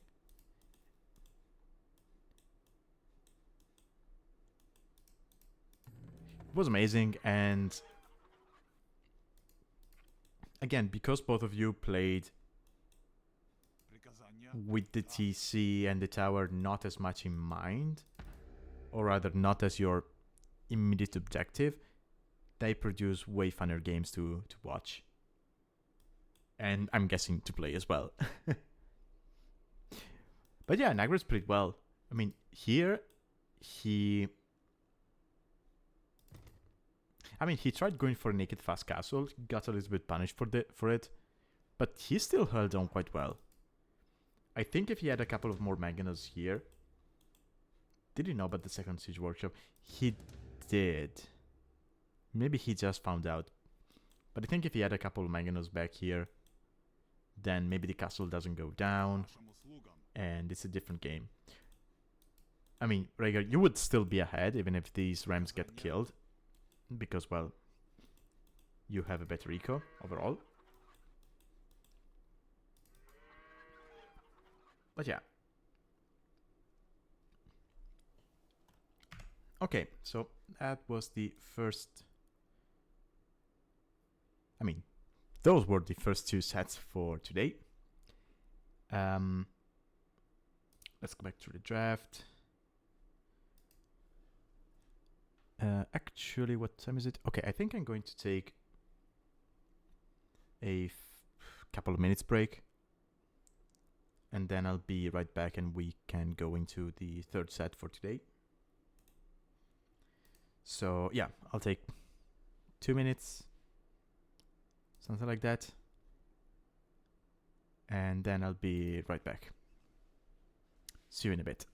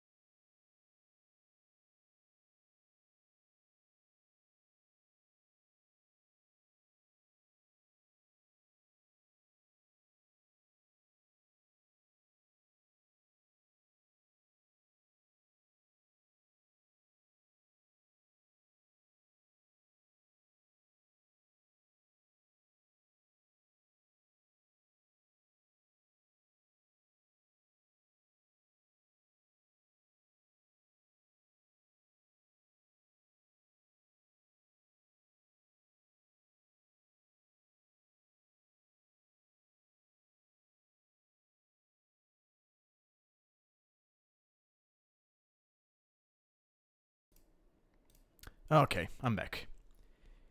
Thank you for your patience. So,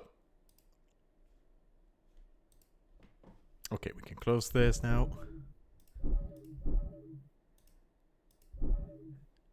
Okay, so here we are. This is going to be our third set for today.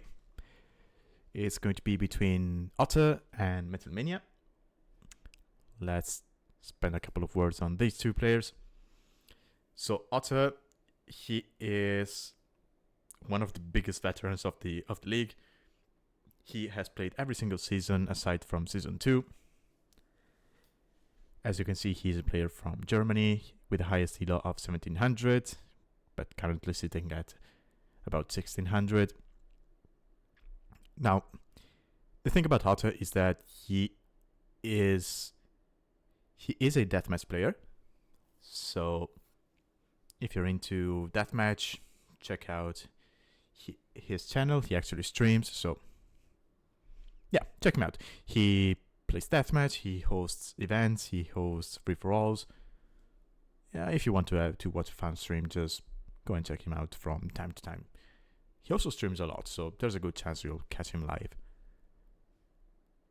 Now, his opponent is going to be Metalmania, who, as you can see, has a slightly lower elo, slightly lower highest elo reached, slightly lower current elo. And he is a player from Argentina who has been playing for us for, I think, 3, maybe 4 seasons now. So not as much of a veteran as Otter, but he has a good amount of experience when it comes to the league. So, with that said, let's take a look at the drafts. So game 1 is going to be on rivers. So that tells me this was played in round 8. And for our second map, we're going to be looking at Archipelago. So we're going to have a very water-focused set over here. Civ-wise, we have the usual 5 random bands. We have Italians, Malians, Portuguese, Britons, and Lithuanians. These are insane bands, actually, when you look at the maps, right? Because you have 2 of the strongest water civs in Portuguese and Italians band. And then you look at Rivers, which is a hybrid map, and well, yeah, Portuguese are amazing on that, but then you have Malians and Lithuanians who are very, very strong civs for hybrid maps. So yeah, this is insane. And then Otter, of course, went on and banned Vikings and Persians because, well, of the water maps.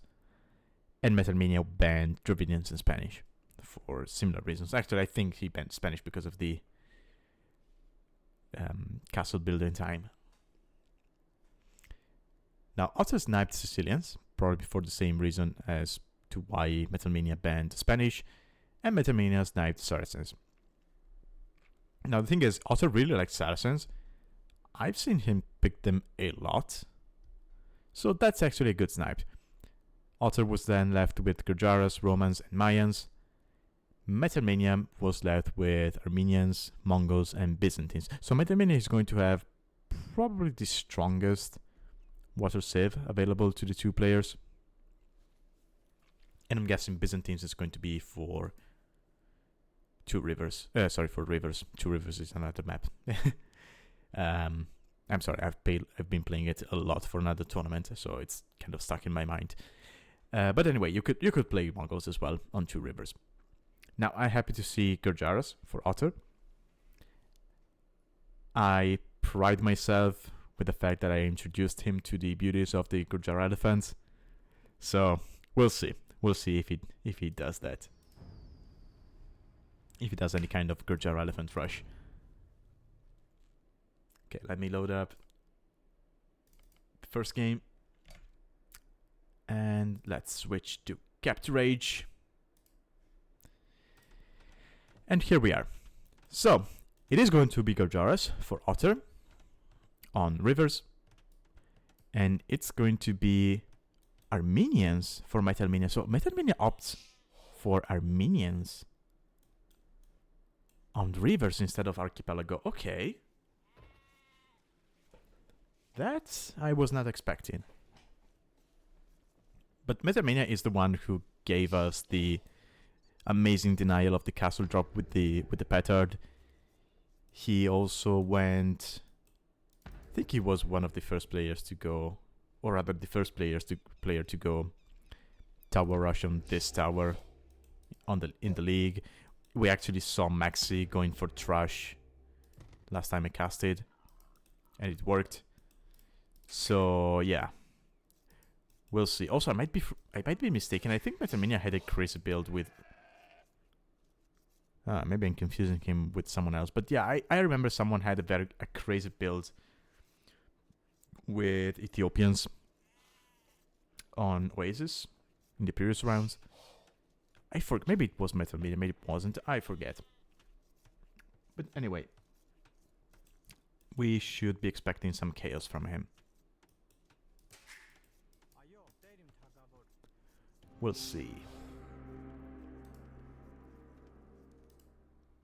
So animate control keeps changing as usual.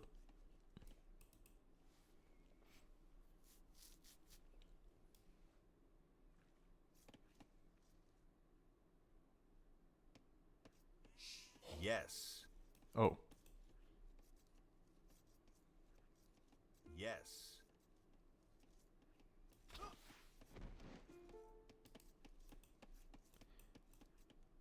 Oh, Otter just now finding the deers. Ooh.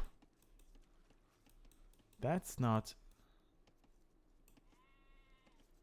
Uh-huh. Yeah, distance is pretty much the same. It was just behind the wood line.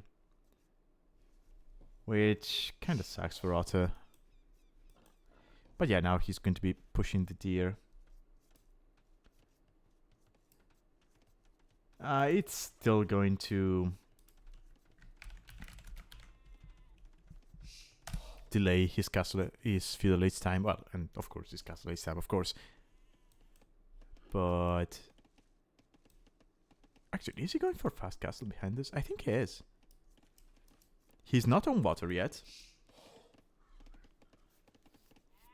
So yeah, I think this is going to be naked fast castle from Otter. And he'll just go straight for the tower.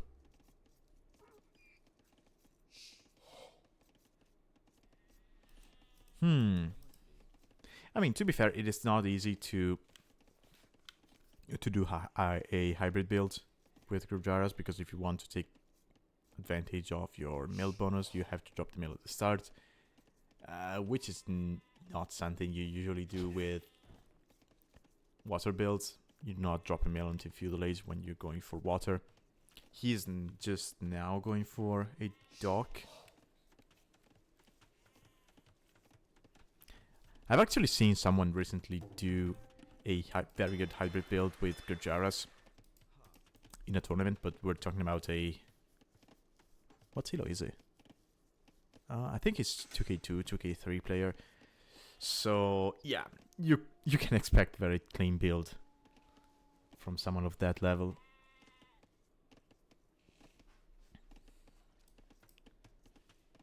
So, Metalmania getting Loom. And he should be on his way up to Castle Age after that. Yeah, there we go. He dropped the food. Yeah, he's now going for the second Lumber Camp, or rather second Mule Cart.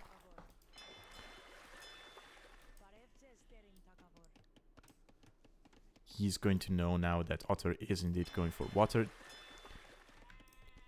Did he manage to see the mill? He did, okay.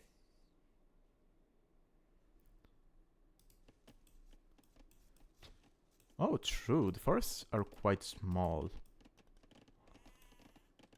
Although I have to say, I played Rivers today in my set against Leon, and I have to say we had pretty small forests as well. I think if you want a thick forest, then it's maybe Highland, the map. I haven't done that much of a comparison between the two maps, but I think Highland has thicker woodlines. But it does have less fish in the middle. It does have more fish on the sides, but way less fish in the middle.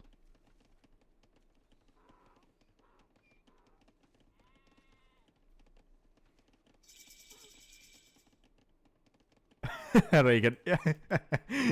It happens. I mean, you didn't miss anything.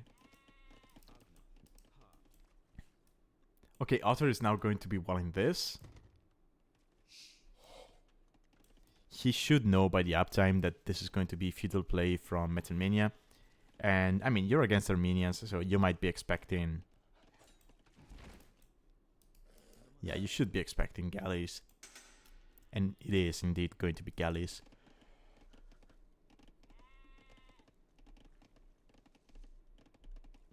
Yeah, okay. Yeah, thank you, Tech, for confirming.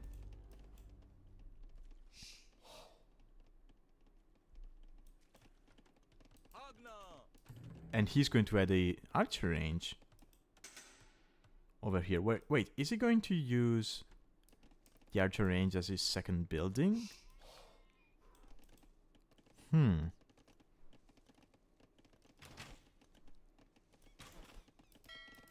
Otter is going to lose his fish. Again, these are Armenian galleys, so they do have an extra projectile. Also, Metalmania already has fletching. And Otter is investing a lot of vills into this wall. And he's sending... Ooh. A sneak vill. Did Metalmania see that? I think he did. He noticed the vill. And there's two walls over here. And two more up here. Yeah, I think Otter wanted a sneak vill. Get a siege workshop and then show up here with, I don't know, 5 elephants. Maybe 4. And take down the TC. That's not going to work. You need to wall. Wall the villager, Otter. Wall her. Oh, and Metalmania is going to see her. That's sad.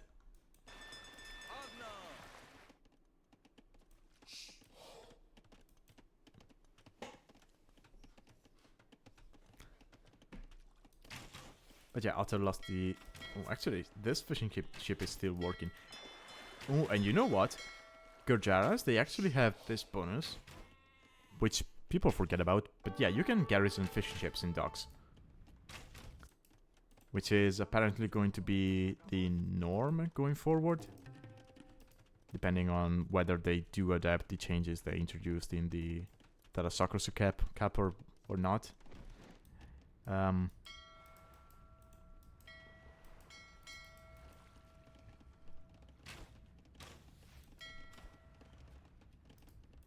I'm not going to talk about the overhaul they did to water units, but I do like the change that you can garrison your fishing ships into docks. I think the fact that you cannot is one of the reasons why water feels so snowbally, right?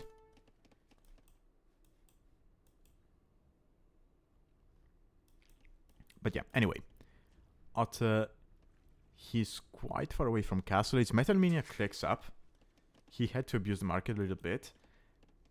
Okay, Otter just sold the stone. Now, if he was paying attention, he should have noticed that the stone price was not what he might have expected. And I mean, if he notices that, then he can think, oh wait, so my opponent is he's probably using the market himself, and that would mean that he's up to Castle Age.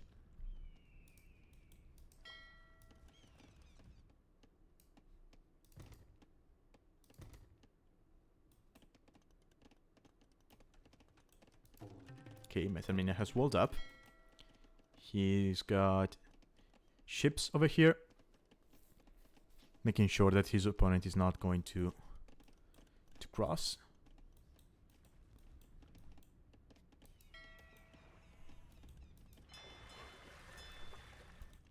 And Otter clicks up.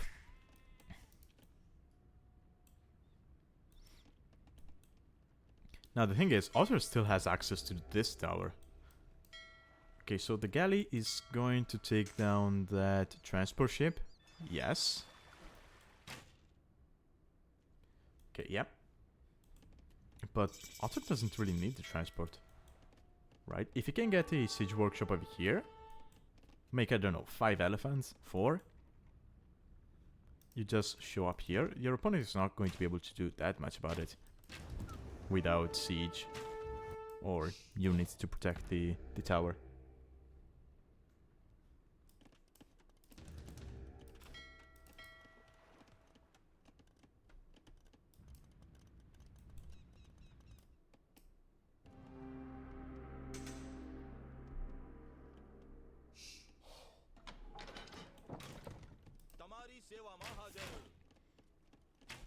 Otter sacrificing a skirmisher on the shore. Sorry, on the shallows.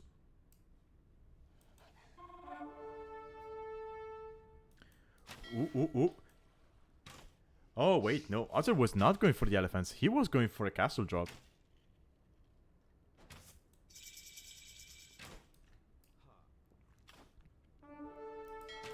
And Metalmania, he did not finish off the transport ship. So Otter, it's 13 bills. It should be enough. It is going to be enough, right?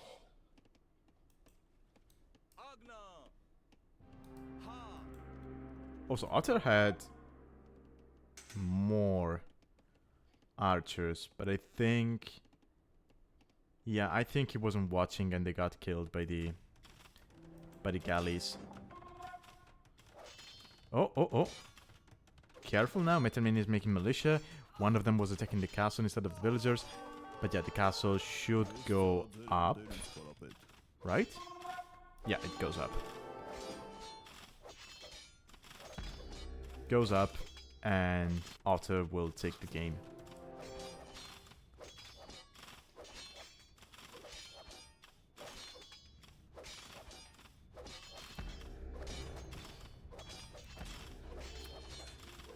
Okay, so Otter takes game 1.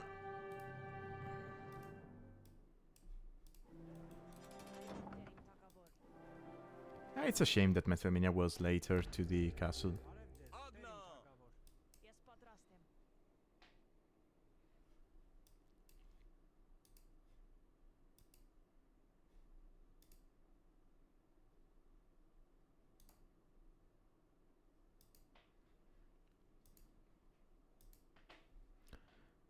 Okay, so yeah, Otter completely ignored the water, aside from, you know, the couple of fishing ships he made at the start to get some extra food.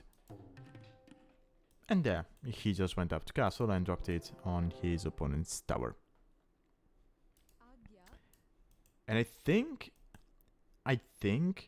Otter having a Vil over here, I don't know if it was intentional or if it was a mistake, but I think having a Vil over there made Metalmania a little bit too focused on this side and left him completely open over here. Whereas Otter, he was thinking about defending this side, right? I like the archer range. I think it's a good idea.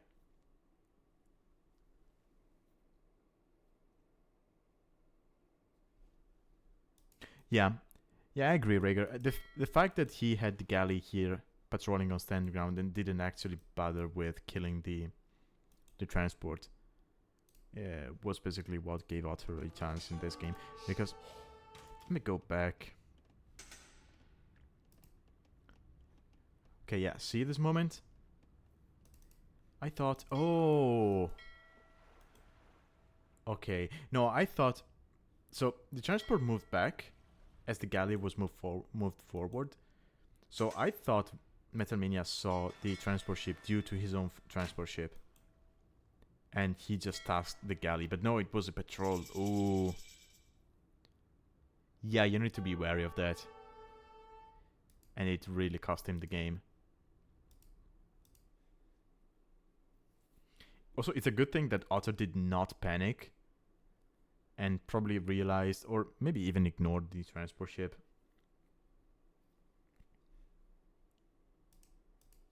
But yeah. So, game 1 goes to Otter. Let's load up game 2. Which is going to be on Archipelago.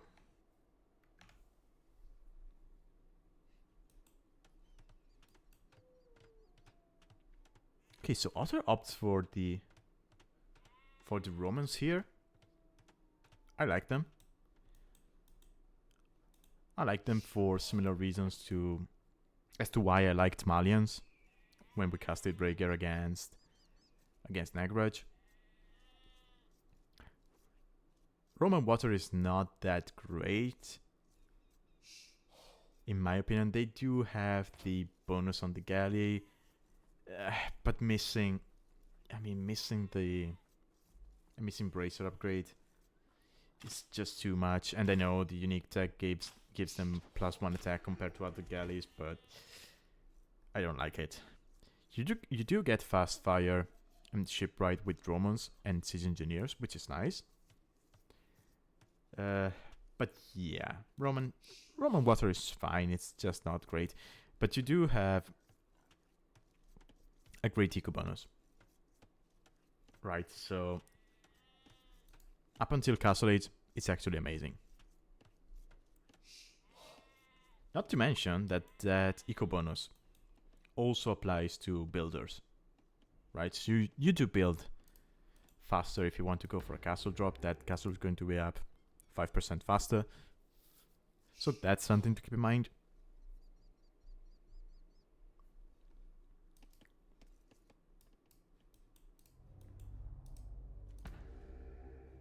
And we have a very low HP tower generation. Holy. Okay, let's check boars and deers. Okay, so Metalmania, okay, he got pretty lucky. Sure, the deer was on a shoreline, but he can push it. Otter, his deers are all the way over there.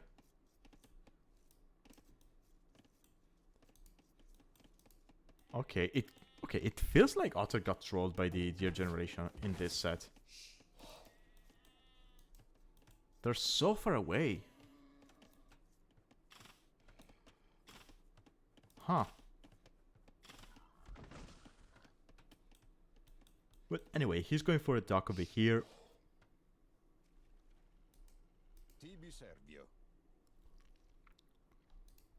It's going to be nice. It's quite far away from the fish, but oh wait, he changed his mind. This would have been an amazing dock position.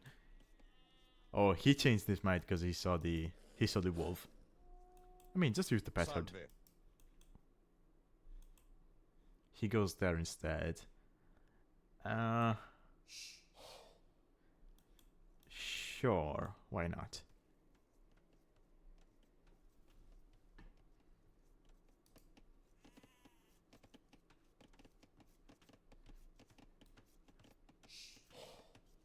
Also, Metalmania went Mongols. I'm just now commenting about that. So, Mongols, they can sometimes be tricky to deal with on water or hybrid maps. Mostly because they're going to be up faster compared to other civs, right?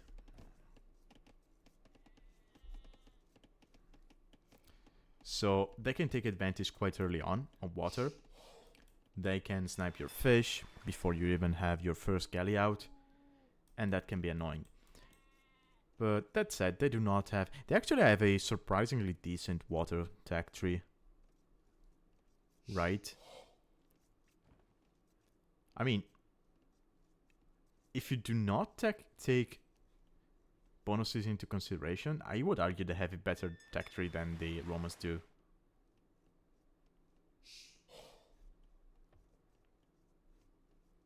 You do get heavy demolition ship. Romans do not even get normal demo.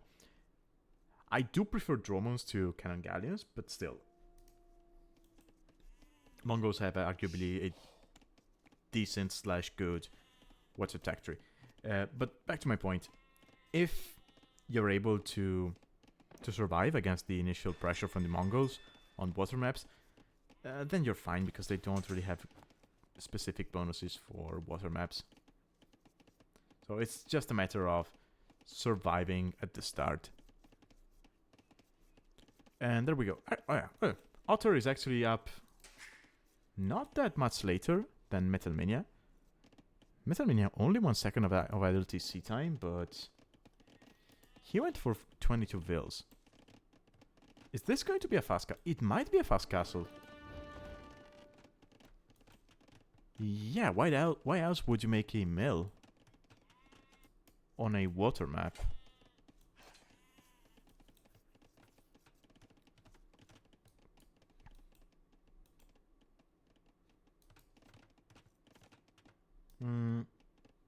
Okay, so I know castle drops are strong on these settings, but it feels like it's too risky. Yeah, Otter is going for triple dock.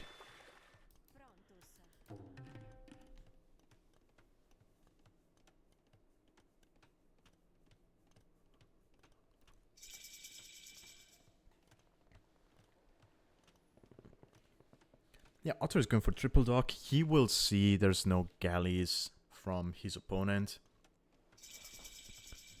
And the moment he realizes that, he can just start making militia from the barracks. That is, if Metalmania is thinking about dropping a castle on this tower, right? Because when I played against Otter on Archipelago, he actually dropped a castle on my main island. He didn't go for a castle drop on the tower, he went for the castle drop on the TC. Now, I'm not going to tell you how it worked out, but yeah, he did that. Okay, Metalmania is now adding a fire ship, or rather a fire galley. That's mostly going to be in order to keep his opponent away. But he is on 1 dock, and he's not adding a... Okay, there it is. But he's not on stone. Wait, so is this going to be fast castle into... Into what? Wait, is it going to be fast castle into fire ships instead of fire galleys?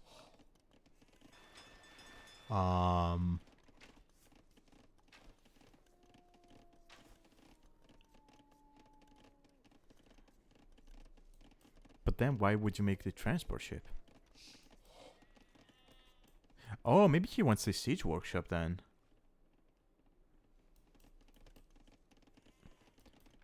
I mean, if he wanted to make fires, then he would already be on a second or even a third dock. Yeah, look at that. Otter sees there's no navy from his opponent. He's probably looking at the score, seeing that he's ahead by 400 score, meaning that his opponent is not making a navy, and probably has clicked up. And so he's getting man-at-arms. He sees the castle each time. Yeah. Now you go for man-at-arms. And look at this. He's sending all of his skellies over here to make sure that he can intercept the transport ship.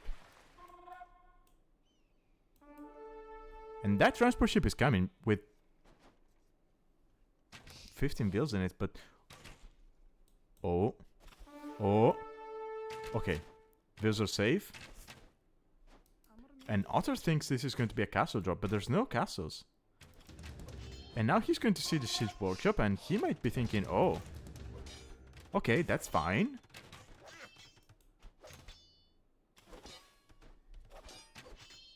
Yeah, siege workshop, but what do you make? Yeah, Metalmania has no vills on wood. Look at that, 0 on wood, 0 on wood. So, what do you do? Yeah, he's going to be able to afford a single ram, but this felt sloppy from Metalmania.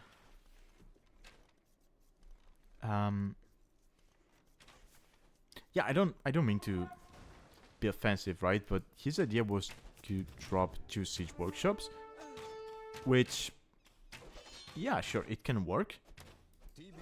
The problem is, if you want to do that, you need wood. So, if you actually take your woodcutters and you send them to drop those siege workshops, you're not really making yourself a favor, are you? And Metalmania is down to 11 vills.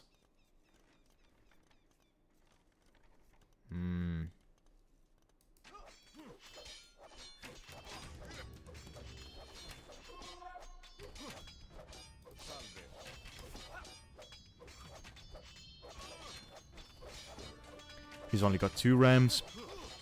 Otter just keeps on making men-at-arms.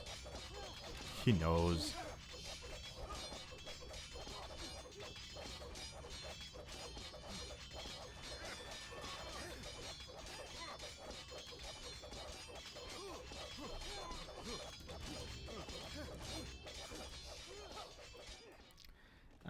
Yeah, I think this is Otter's game. I mean, if Metalmania had, I don't know, 20 vills on stone, then maybe. Because then you get the stone, you try to sneak here with the transport and you drop a castle.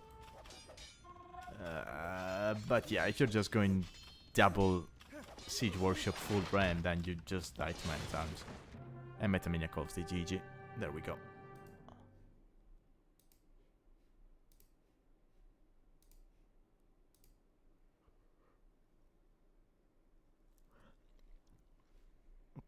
Yeah, exactly. In this situation, even if you want to drop a castle, there's too many times. I think you would have to send, I don't know, 30 vills, something like that. And even then, you could make an argument that it doesn't go up, right? Because you're most likely going to drop it here, so that the enemy tower is in range, but you're not all of your villagers are in range of enemy towers. But the thing is, there's going to be many times circling around the castle, trying to break through any palisades that Metalmania could try building to keep his villagers safe. And I mean, I think you can just range stuff from the sea, and Otter had the water control, so yeah.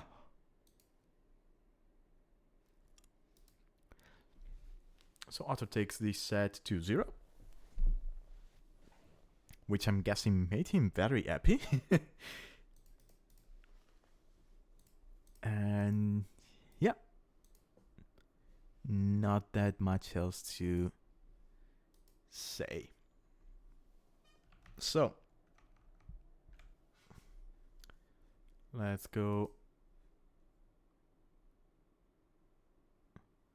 to the draft for our next set.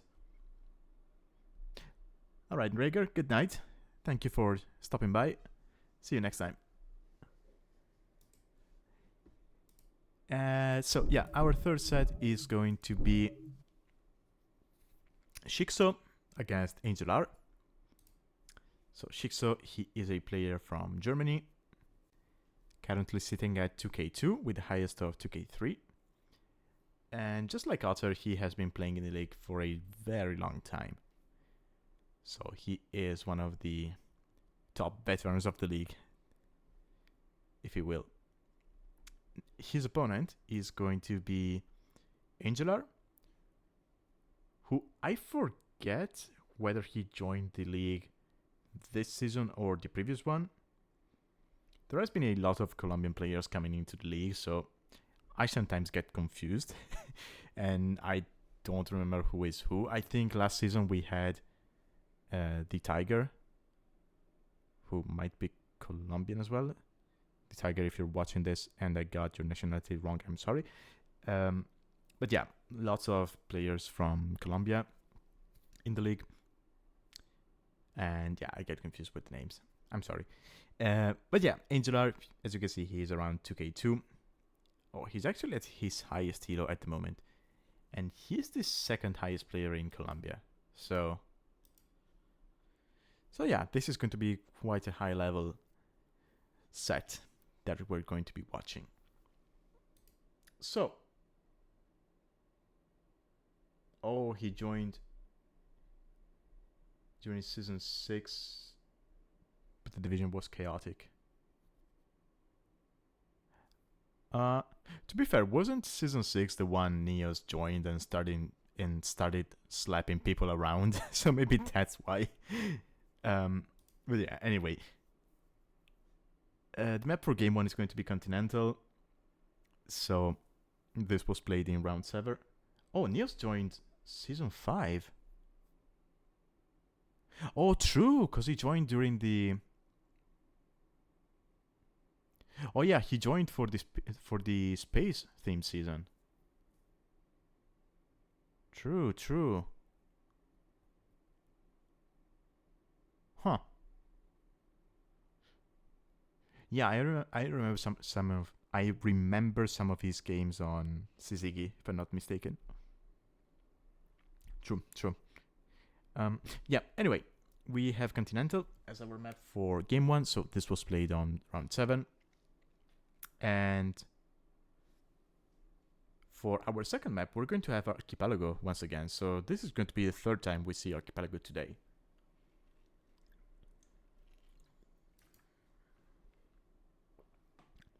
Okay, so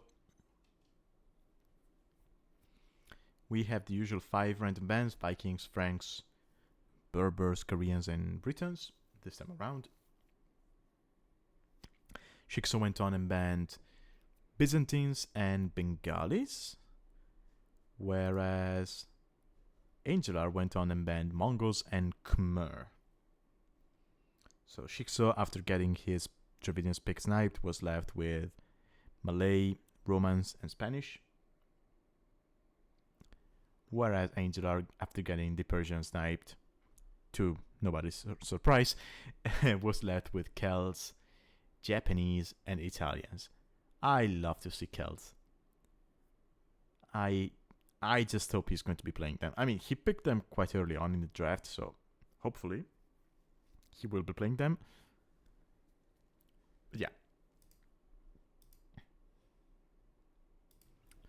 yeah, that's the draft. Let's load up game 1.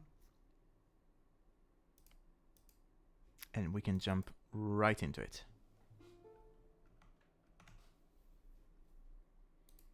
So, ForteRaiger. Here we go. Game 1 is going to be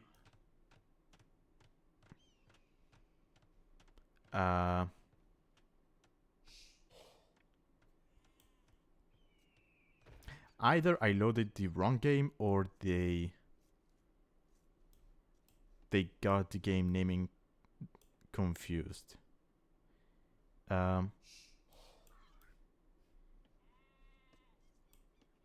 Let's roll with it. So game 1 is going to be... I mean, the first game we're going to be casting is going to be game 2, which was Archipelago. I mean, it's a play all 2, so it doesn't really make that much of a difference which order I cast them in. But yeah, so AngelR is going for Japanese, whereas ShiXo is going for Malay. Okay. I would say overall I prefer Malay here. Or rather, the way I play, I do prefer Malay for water maps. But the Japanese are going to have the stronger eco here.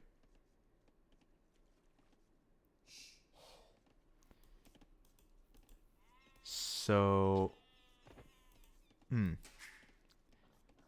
depending on how they approach it. No, I still prefer Malay. I mean, having those faster uptimes and whatnot is amazing.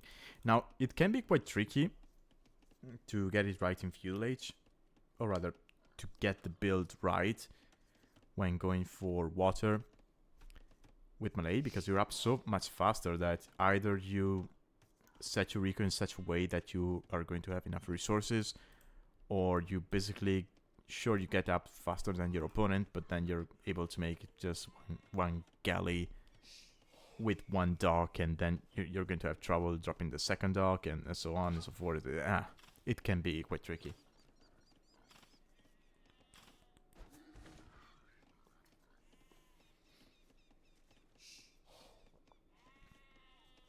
They can be very strong, but I would argue that they're pretty difficult to play.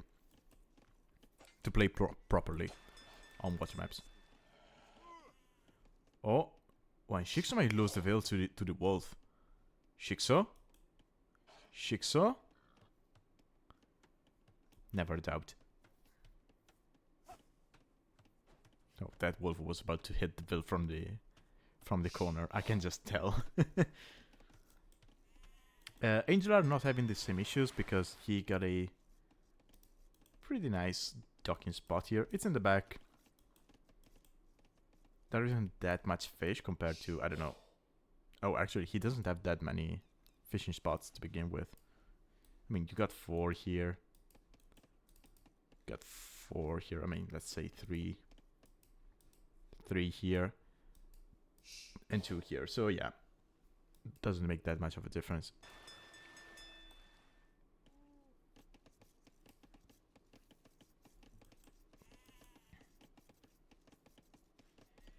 So let's see how many villagers ShiXo clicks up with.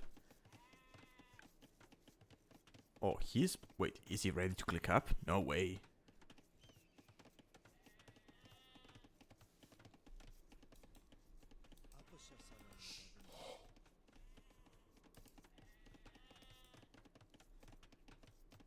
Oh, okay, no. Never mind, he just got loom. Maybe he got housed.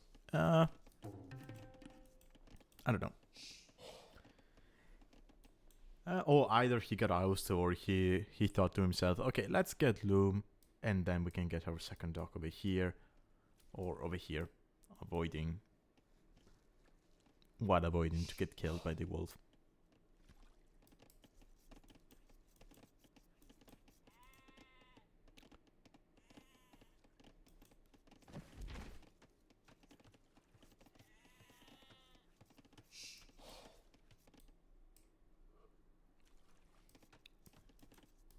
Oh, and look at this. ShiXo, he's got 34 seconds of idle TC time, and you can see he's behind in vills. I think he's going to be behind by, what, 1 vill and a half. But he clicks up at basically the same time as AngelR, but he's going to be up to Feudal Age about 50 seconds faster. Oh. But he's not interested in fighting for water, apparently. He's just going to be adding fishing ships. So is AngelR. So,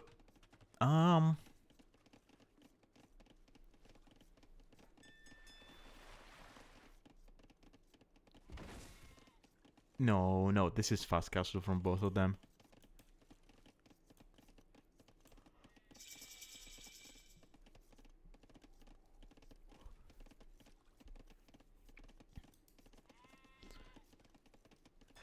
ShiXo is setting a galley? But he's on stone. And he has a mill, so I'm expecting a market any moment now. From ShiXo.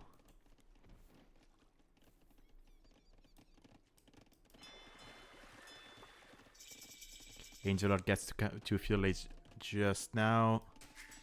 He's not going to be making any navy for the time being. Oh, yeah, he just noticed he didn't have a mill for the market. So he will have to wait for the mill to go up and then build a market.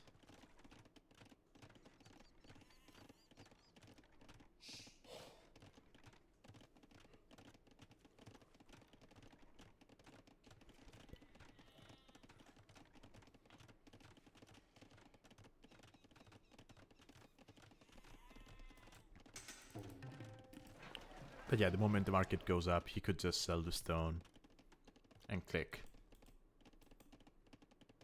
Actually, yeah, he goes up without even clicking. But the thing is, okay, now he's adding a couple of fires. ShiXo clicked up as well. And he's got 14 wheels on stone.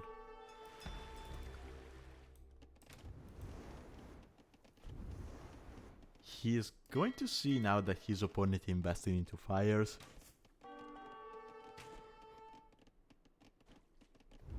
Well, excuse me. I haven't been getting that much sleep this week. But yeah, he's going to see his opponent is investing into fires, and he might be thinking, okay, that's good for me. Because that would mean that he's not going for anything crazy.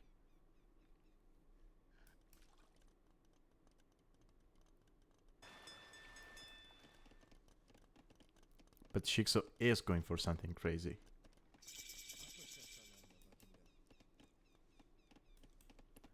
Does he have a market? Yeah, he does. And he's got enough stone. Yeah, he's got enough stone. He's going to load them up into the transport ship. Do not send the king. Okay, good, good. No, why are you sending the king? Ooh. Is he going to use the king to...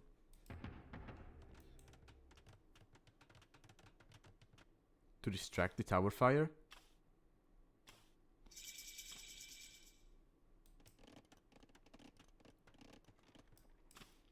But more importantly, how is AngelR going to react to this?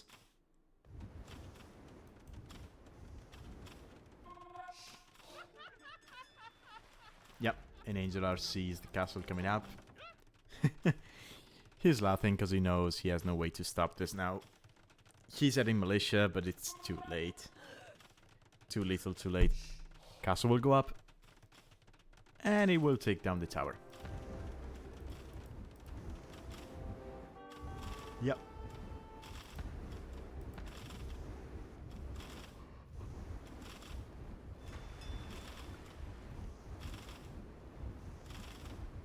Oh, also just noticed we had a very low HP tower generation. Even lower than the previous game. Okay, so ShiXo takes the first game of their set with just a good old castle drop strategy there. I'm going to skip statistics because, well, I don't think there's going to be much to look at. So let's just load up game 2. Yeah, they did get the naming wrong. Okay.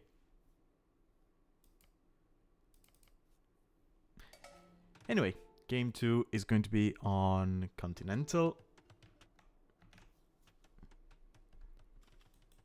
let's see. Once again, we have one player's tower on an island, and the other player's tower is not on an island, but still quite isolated.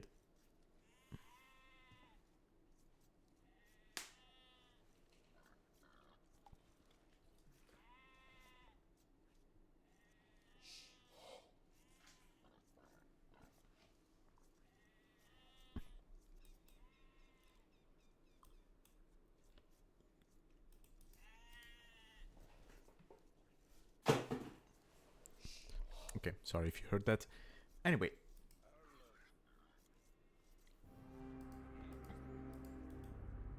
We have a... This is the Portuguese wonder, yes.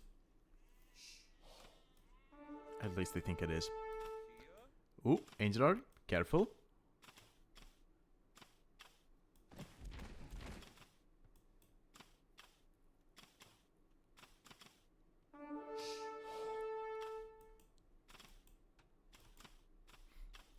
Oh, no way. No way. Is ShiXo going to... No way. Okay. Okay, no, it doesn't work. Anyway, after that... Silly exchange between the two kings. Actually, the moment ShiXo saw the king walk through here, he could have sent Veils to wall this. And trap the opponent's king over there. But anyway... Let's talk civs. I'm so happy to see... Oof. That was close.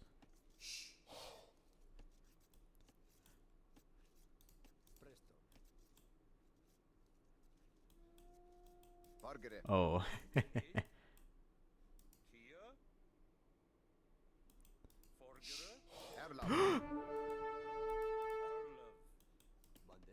Now both kings are very weak.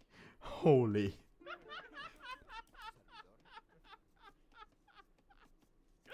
And kings do not regenerate like heroes do, so yeah, that was close. Anyway, I'm happy to see guilds. Of course, I love them. And ShiXo is going for Spanish. So, do you think we're going to be seeing a fast castle from him? Because I do.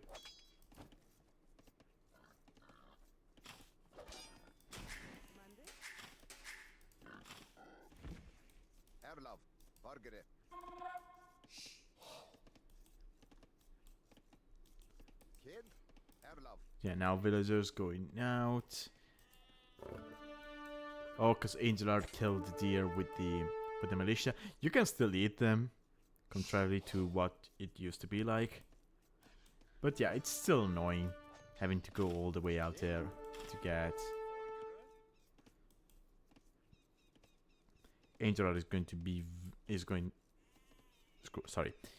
AngelR is I cannot talk. AngelR. Oh yeah, that's what I was talking about. He was being too risky with the king.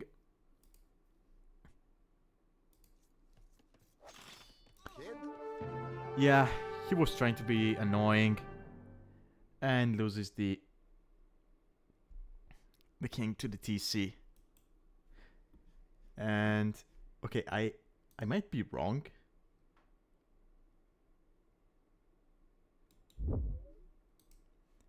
So Otter clipped someone losing the king like that to the TC while trying to lame when I was casting. I forget if it was AngelR or Oliver Atom. Can I not see? Yeah, I cannot see clips while I'm streaming, apparently. But yeah.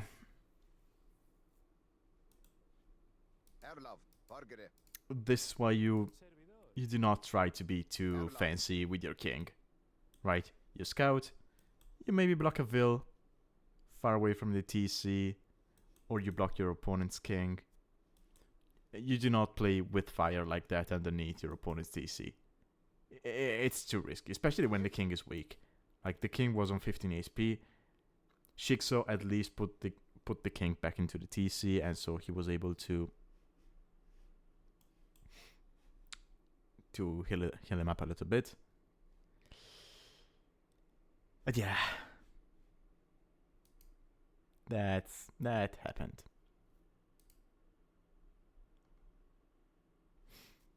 Anyway, that was anticlimactic, but I think it's a good